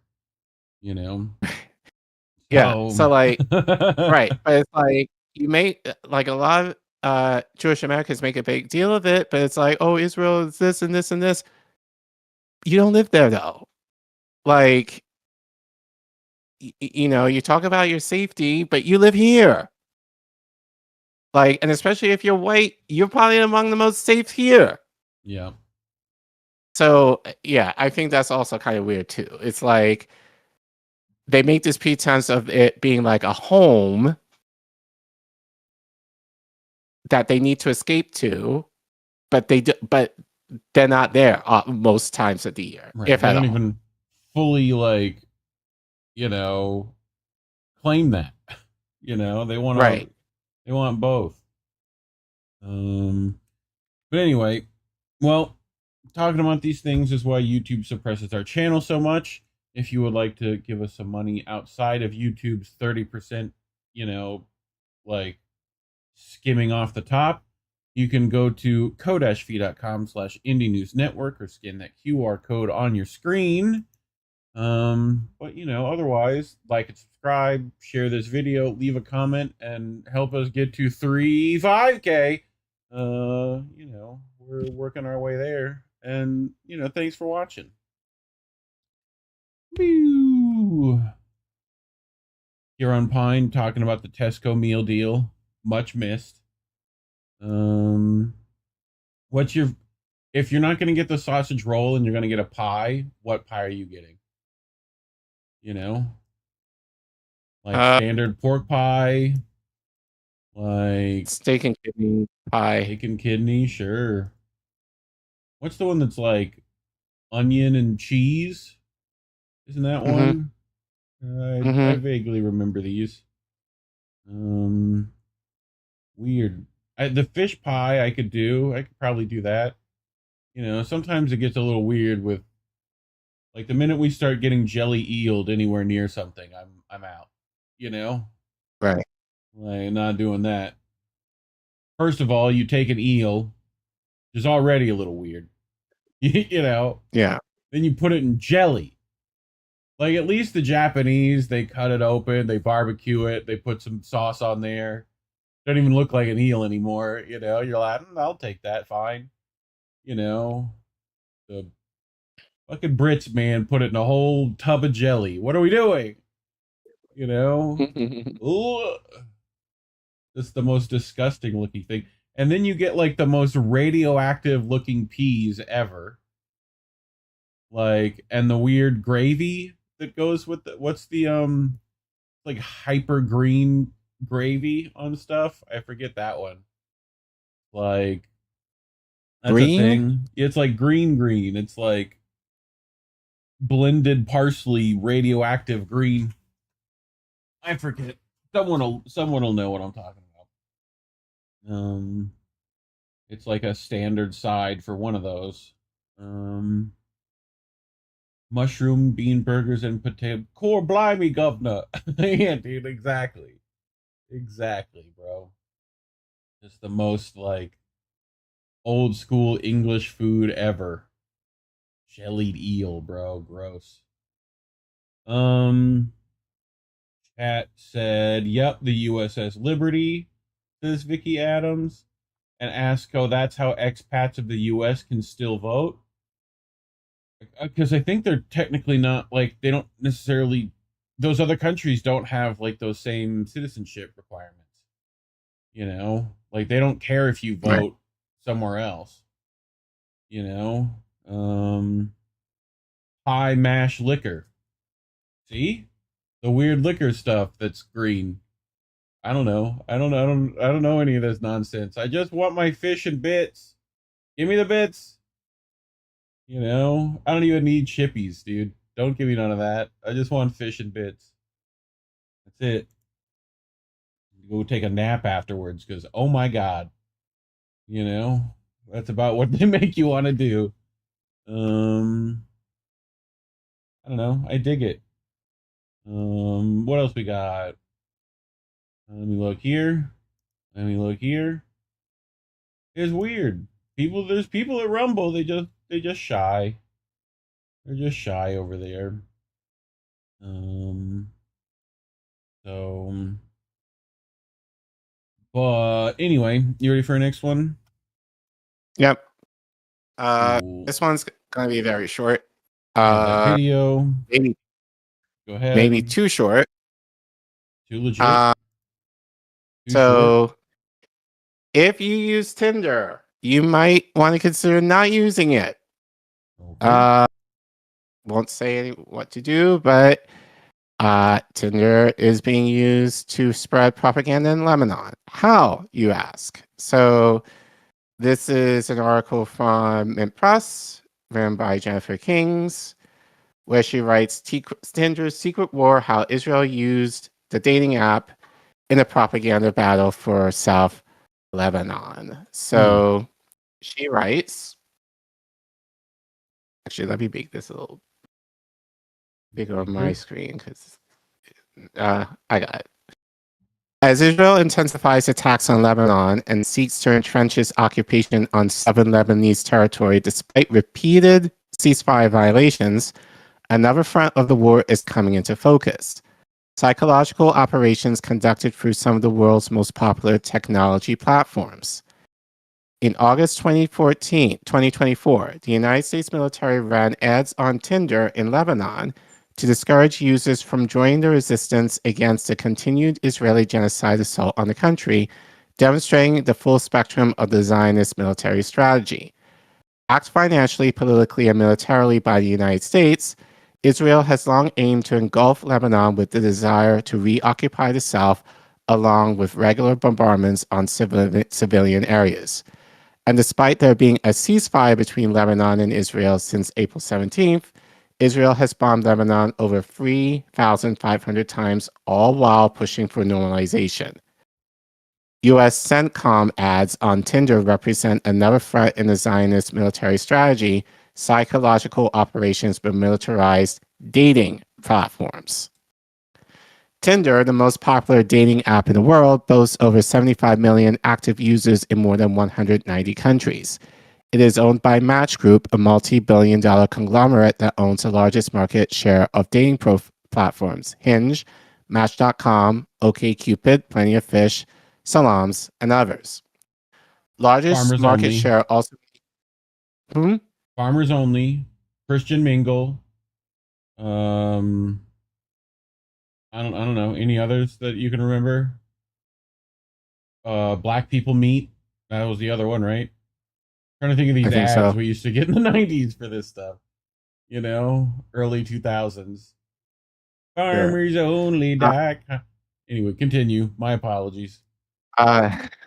Largest market share also means one of the largest data gold mines, personal and intimate user data, messages, video calls, facial recognition, and location data on potentially hundreds of millions of users across Match Group's dozens of dating applications.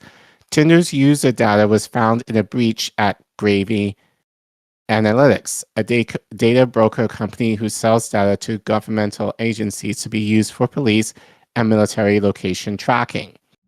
The Match Group's strategy and their technologies became fully militarized after Zionist billionaire investor and Trump donor Paul Singer and his Elliott Management Group built a $1 billion stake in the company in January 2024.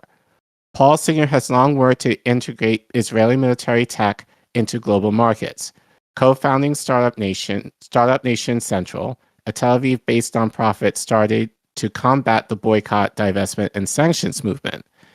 SUNC works to promote Israeli tech and get unit 8,200 officers, Israel's elite military intelligence unit, hired at all major U.S. tech firms like Google, Microsoft, OpenAI, and Palantir. In February 2024, Match Group announced their new partnership with OpenAI in a press release by ChatGPT. OpenAI technology has been instrumental in powering the AI genocide in Gaza, which you've reported on quite a bit. Yep. In February 2026, the company struck a deal with the United States Department of Defense. CEO Sam Altman sharing that the deal was made due to the Department of Defense deep respect for safety. In March 2024, Zillow co-founder and Palantir board member Spencer Raskoff joined Match Group's board. Palantir's technology is used by the Israeli military to survey, target, and genocide in Gaza. Raskoff was then named CEO, replacing Bernard Kim in February 2025. Do not take arms against the United States of its partners, the Tinder ad read in Arabic, along with pictures of warplanes and the Centacom logo in August 2024. Match Group was sued in February 2024 over allegations that the platforms are designed to turn users into compulsive addicts who never find love but are turned into gamblers locked in a search for psychological rewards. Yet despite partnering with Paul Singer and OpenAI, installing a former Palantir board member as CEO and running U.S. military ads in Lebanon, Match Group says that they are just on a mission to spark meaningful connections for every single person worldwide. Sure, that's what it is. Yeah. I have As I said, short, that was it. Might explain what it is. I just have to do this, and then pull this up, and then press play, and volume, and lights, and camera. Israelis or Israeli agents pretend to be Arabs, infiltrate Palestinian communities. They form these really intimate relationships with Palestinians, specifically targeting queer Palestinians, through a variety of tactics like honey traps and blackmail, things like queerness and sexual activity, intimate relationships, intimate photos, videos that are captured through catfishing or false relationships. They are often used in the pursuit of the exchange of information, and then weaponize that information against them in order to turn them into informants, to strengthen the Israeli occupation, its surveillance apparatus, to infiltrate political bodies or resistance groups, and also to eventually weaken these Palestinian political movements, but weaken the ties that exist between Palestinian communities through infiltration and blackmail. Israelis or Israeli agents. I mean, I'm sure that's happening on Grindr as it's being used on Tinder and all that chat. Like, this is just data and information, like, just casting a wide net on any of that, Right. So, yeah, that's all I had on it. Anything you wanted else to add? No, I think it's not surprising given what you reported on regarding Israel and its attack and using AI to survey. So it makes sense that they will use Tinder. Yeah. Kind of what she said, like to essentially trap Lebanese people. They're trying to look for love and then they get all these messages, or even worse, maybe try to use, spies. Yep. Didn't mention it in the article, but I'm sure that's also part of it. I think you might allude to this in your next segment, to use spies to infiltrate, to gather information to use against, certain Lebanese people to infiltrate the country or steal resources. So yeah, makes total sense to me. But the idea that you're using love and connection in a very horrible way, to commit genocide is totally it's gross, awful. Yeah. No, I mean, we talked about this last week too. I mean, this is what all these data centers are for, holding every bit of information and blackmail they can ever create or hold against you. So at all times, everything that you've ever put out publicly or said anywhere, they will take. So right. That's nice. You know, I'm sure that's not going to have gigantic repercussions later. You know. Anything else? No, that's it.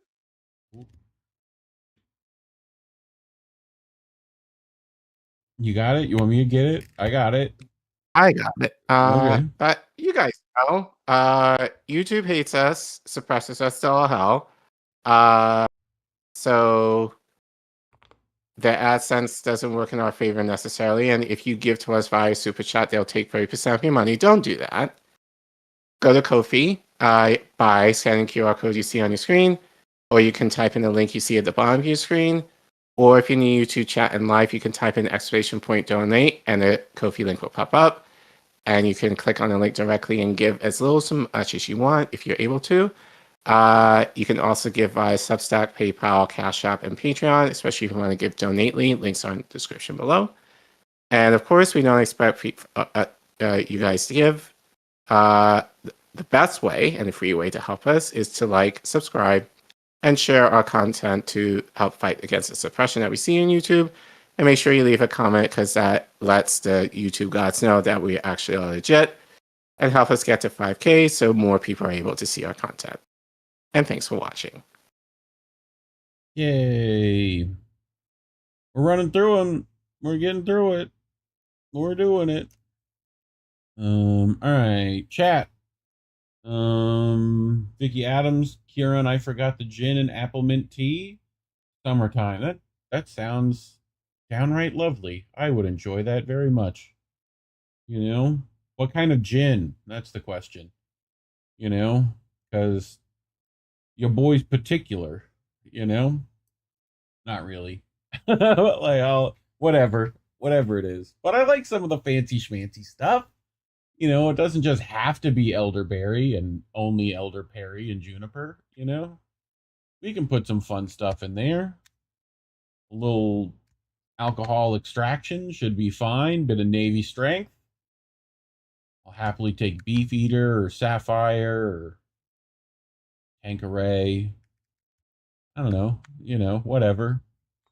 Gin is tough without tonic. Why does tonic suddenly make gin better? Can you explain how those two things cancel each other out? It's like bitter and weird and bitter, and then you put them together, and it's like magical deliciousness. You know? I do not understand. I don't get it. I blame colonialism. Again. That's the problem. Very clearly. But anyway. Well, Collin, I brought this. I saw this in an aggregator over at Israel-Palestine News. And I then noticed the date, right? And it just goes to show some of us have been talking about this kind of thing for quite some time, right? But this is over at Mint Press, right? Should be McLeod, I do believe. I don't know why I didn't grab that. But it was like from, what is it, 2 years ago? Like 2024, something like that, September. I think so, yeah. You know, so they write an estimated 1.6 billion people rely on VPNs to carry out the most sensitive tasks online, from watching illegal videos to engaging in sexual or political activities. But few people know that a considerable chunk of that market, including 3 of the 6 most popular VPNs, is quietly operated by an Israeli-owned company with close connection to that country's national security state, including the Elite Unit 8200 and Duvdevan units of the Israeli Defense Forces. Yeah, they got to get their names together, man. These names are ridiculous. Previous Mint Press News investigation into Israel's growing control over the tech industry have outlined how these units have been involved in many of Israel's most outrageous hacking, surveillance, and assassination programs, acting as spies and death squads. Unit 8200, for example, has been the source of much of the world's most infamous spying software, including Celebrite and Pegasus, The program used to snoop on tens of thousands of the world's top politicians and journalists, including by Saudi Arabia, who used it to help track down and kill WAPO columnist Jamal Khashoggi. Given this context, justifiable fears arise that control over a vast VPN empire could add to Israel's influence over the online information and security world, creating backdoors for Israeli intelligence to carry out a vast compromat operation on users around the globe. This investigation is part of a series highlighting and detailing the power of Israel's growing tech industry to access and control people's data. Cape Technologies is a major player in the online privacy world, one of three giants that collectively control the market. It owns many of the world's top VPNs, including, but not limited to, ExpressVPNs, CyberGhost, Private Internet Access, ZenMate, Intego Antivirus, and a host of tech websites that promote its products. Cape Brands can be seen sponsoring a wide array of public figures, but not limited to Tucker Carlson, Angry Video Game Nerd, Drew Godin, Lex Friedman, Cody Ko, Uncle Roger, and Ben Shapiro. We are living in an era of tyranny, Shapiro says in one video endorsing the company, adding, the interior is at the frontier, the internet is at the frontier of a battle for control. When powerful interests want to push their agenda, they get big government and big tech to silence any voice that doesn't fit the narrative. Americans are being forced to give up the very thing that makes America great. I feel like my voice being censored. Do you like it being mocked and ridiculed? Because I'm going to. I also don't like being managed by big tech and big government. That's why I express VP. I can't do it high enough. I can't do the Shapiro voice high enough. Sorry, you sound like Kyle doing a impersonation of Shapiro. Sure. That's what you. That's why you my VPN and you do the time. Fucking Shapiro. Now, remember this article is back when? Like 2 years ago, right? Notice these names, by the way. Tucker Carlson probably might still be using that. I don't know. Like a lot of these people acting like they're on the right side of things. This guy's not, but this guy, but who was working with Ben Shapiro back then, Care Bear? You remember? Remember who was working with him? Correct. Yeah. Correct. Now, granted, she left and yada yada, but I feel like these apples don't fall all that far from the tree. You know what I mean?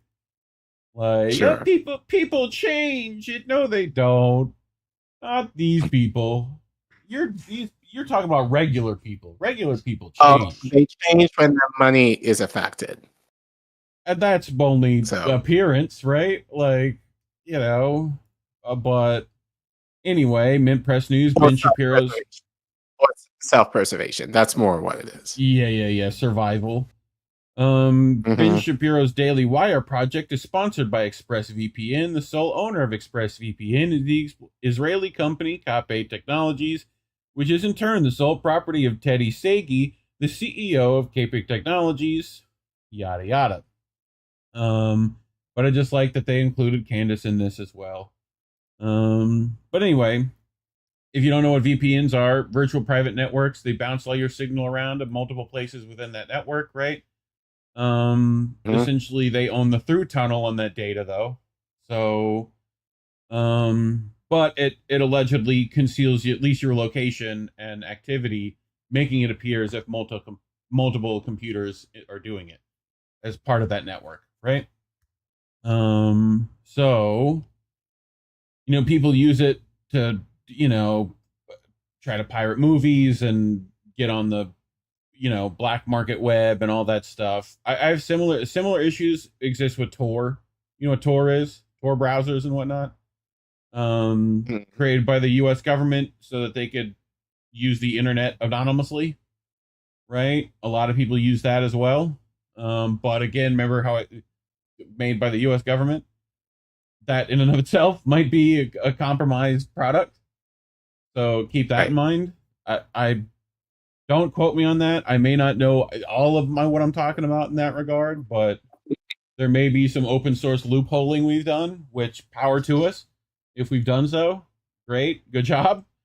But although it is headquartered in London and employs more than 1,000 people worldwide, Cape Technology maintains a distinct Israeli flavor, which Israeli flavors are usually just stolen from the Palestinians to begin with. So, you know what I mean?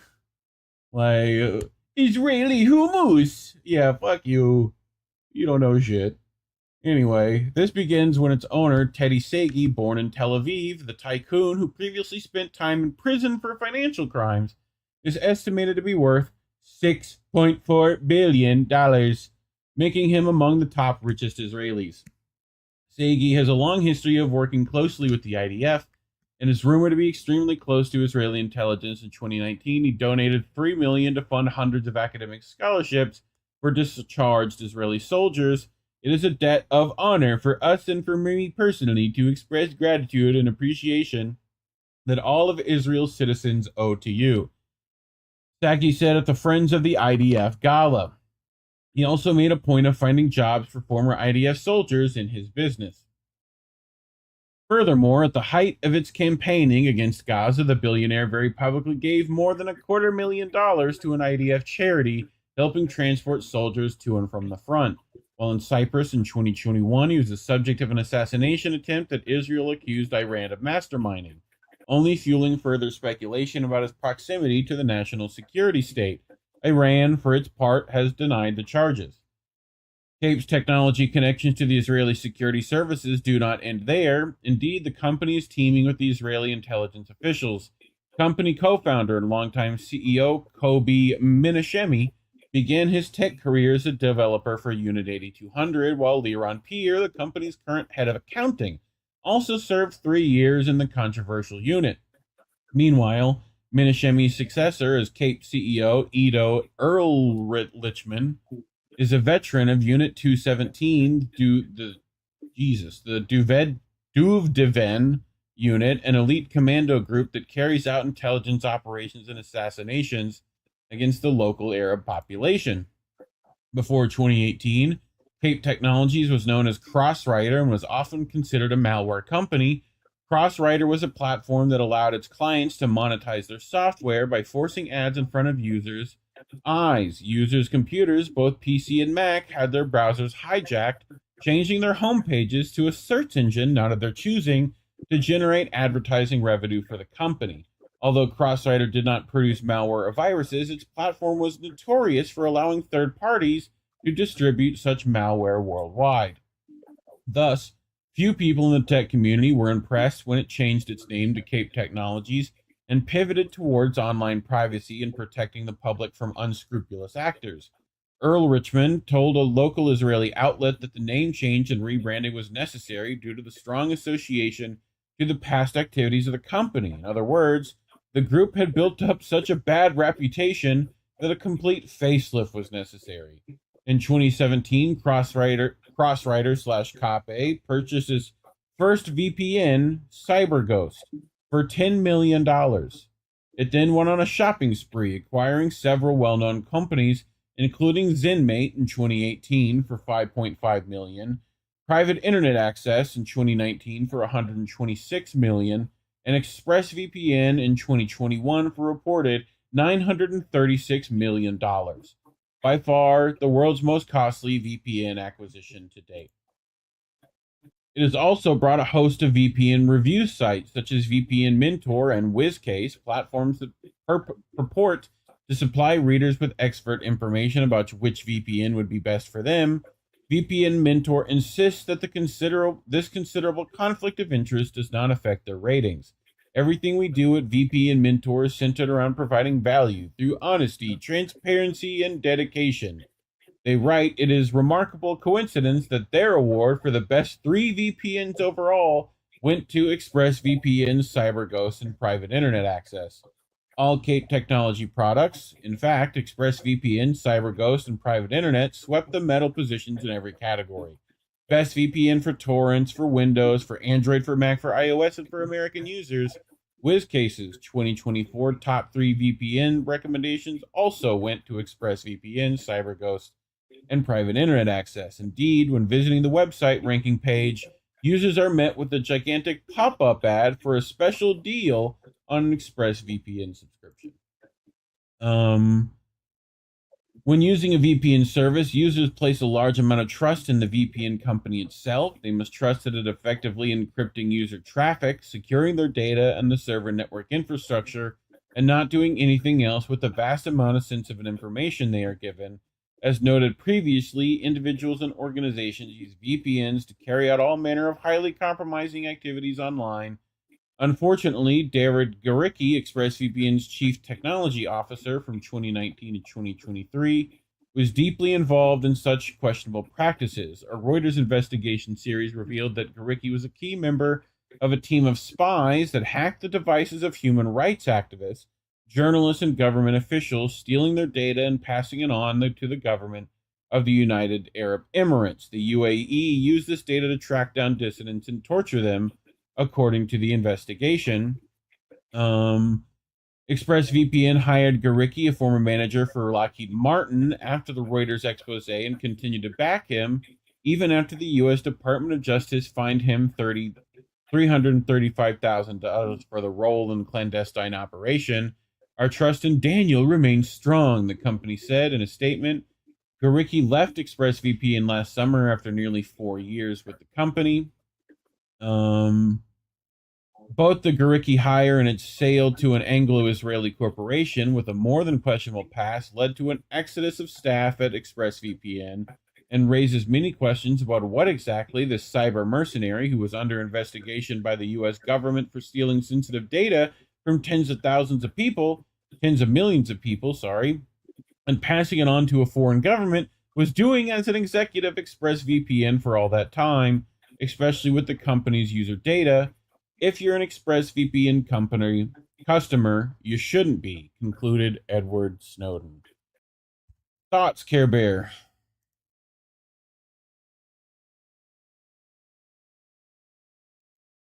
I think I told you I actually got a VPN, but like recently. But I was kind of afraid to, for this reason, because obviously with the surveillance, you know, like who's to say that they can't surveil you even with like the stuff that,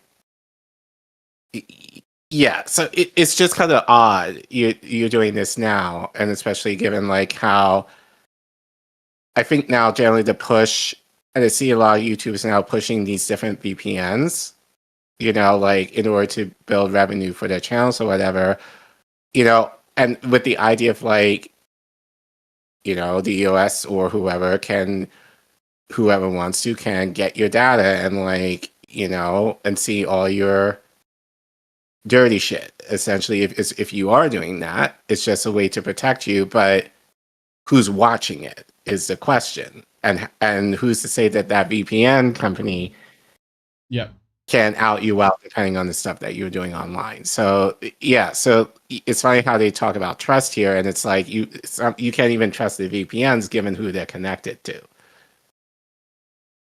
Yep. Well, and it's just this Unit 82, like all these Unit 8200 and like, what do they call it? The Duvdevan agents, you know? Like they even got, like there's a Netflix series, I don't know if you've ever seen it, Fauda, that's like directly romanticizing the Duvdevan, right? You know, they're promoted in that. But like this kind of stuff, which alludes to our last story talking about Tinder and whatnot. One former Unit 8200 soldier said that as part of his training, he was assigned to memorize different Arabic words for gay so that he could listen out for them in conversations. So, like, I mean, these are also like, they've made a ton of apps, Waze, Viber, you know, Pegasus, all this stuff, all to get your data. That's what they're wanting, you know, and like, why would they want that? We literally have a guy who was arrested already for like giving information to a foreign country as like heads of these things, and yet they're still in power, you know. So Yeah, just kind of crazy, man. But yeah, look out for what you're using online. Double check, triple check. Look at who owns them. Look at who owns the thing that owns them. So, right. You know, and like don't make any assumptions on stuff. Like, especially if you're going to be doing stuff like journalism, you're working with people, you're talking with people online like that. You know, like if you want all your loose ends tied up, make sure you're not using any of that stuff. So, anything else you wanted to add? Nope. I skipped a bunch of this article. I have it linked in the doobly-doo. If you wanted to get the specifics on some of this stuff, you can go there and read it fully. But talking about this kind of stuff is why YouTube has suppressed us completely. So if you would like to help us out and give us some money that YouTube won't take 30% of, you can go to ko-fi.com/Indie News Network or scan the QR code on your screen. We appreciate it very much. And just, like and subscribe. You know this. You hear it from every other YouTuber. Share the video. Leave a comment. Let me know what you think. What VPNs do you think people should be using? Otherwise, thanks for watching. Collin, I think that's our show.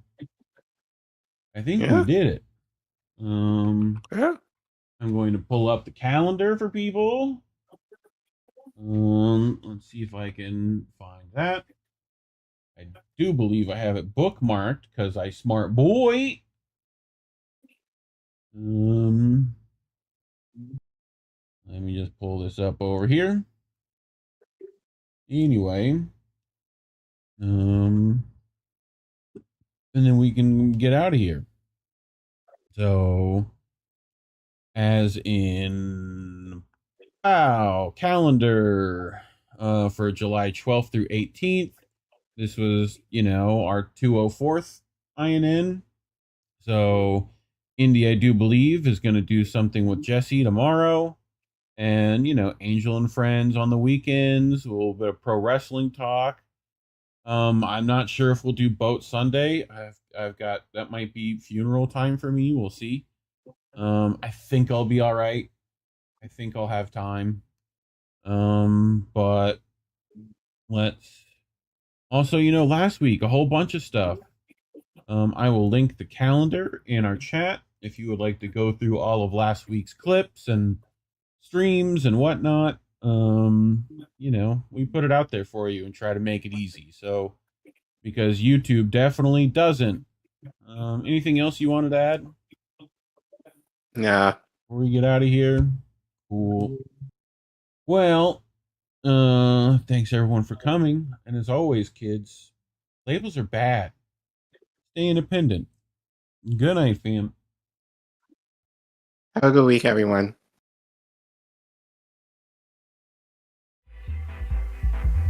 There's a difference between peace and liberation, is there not?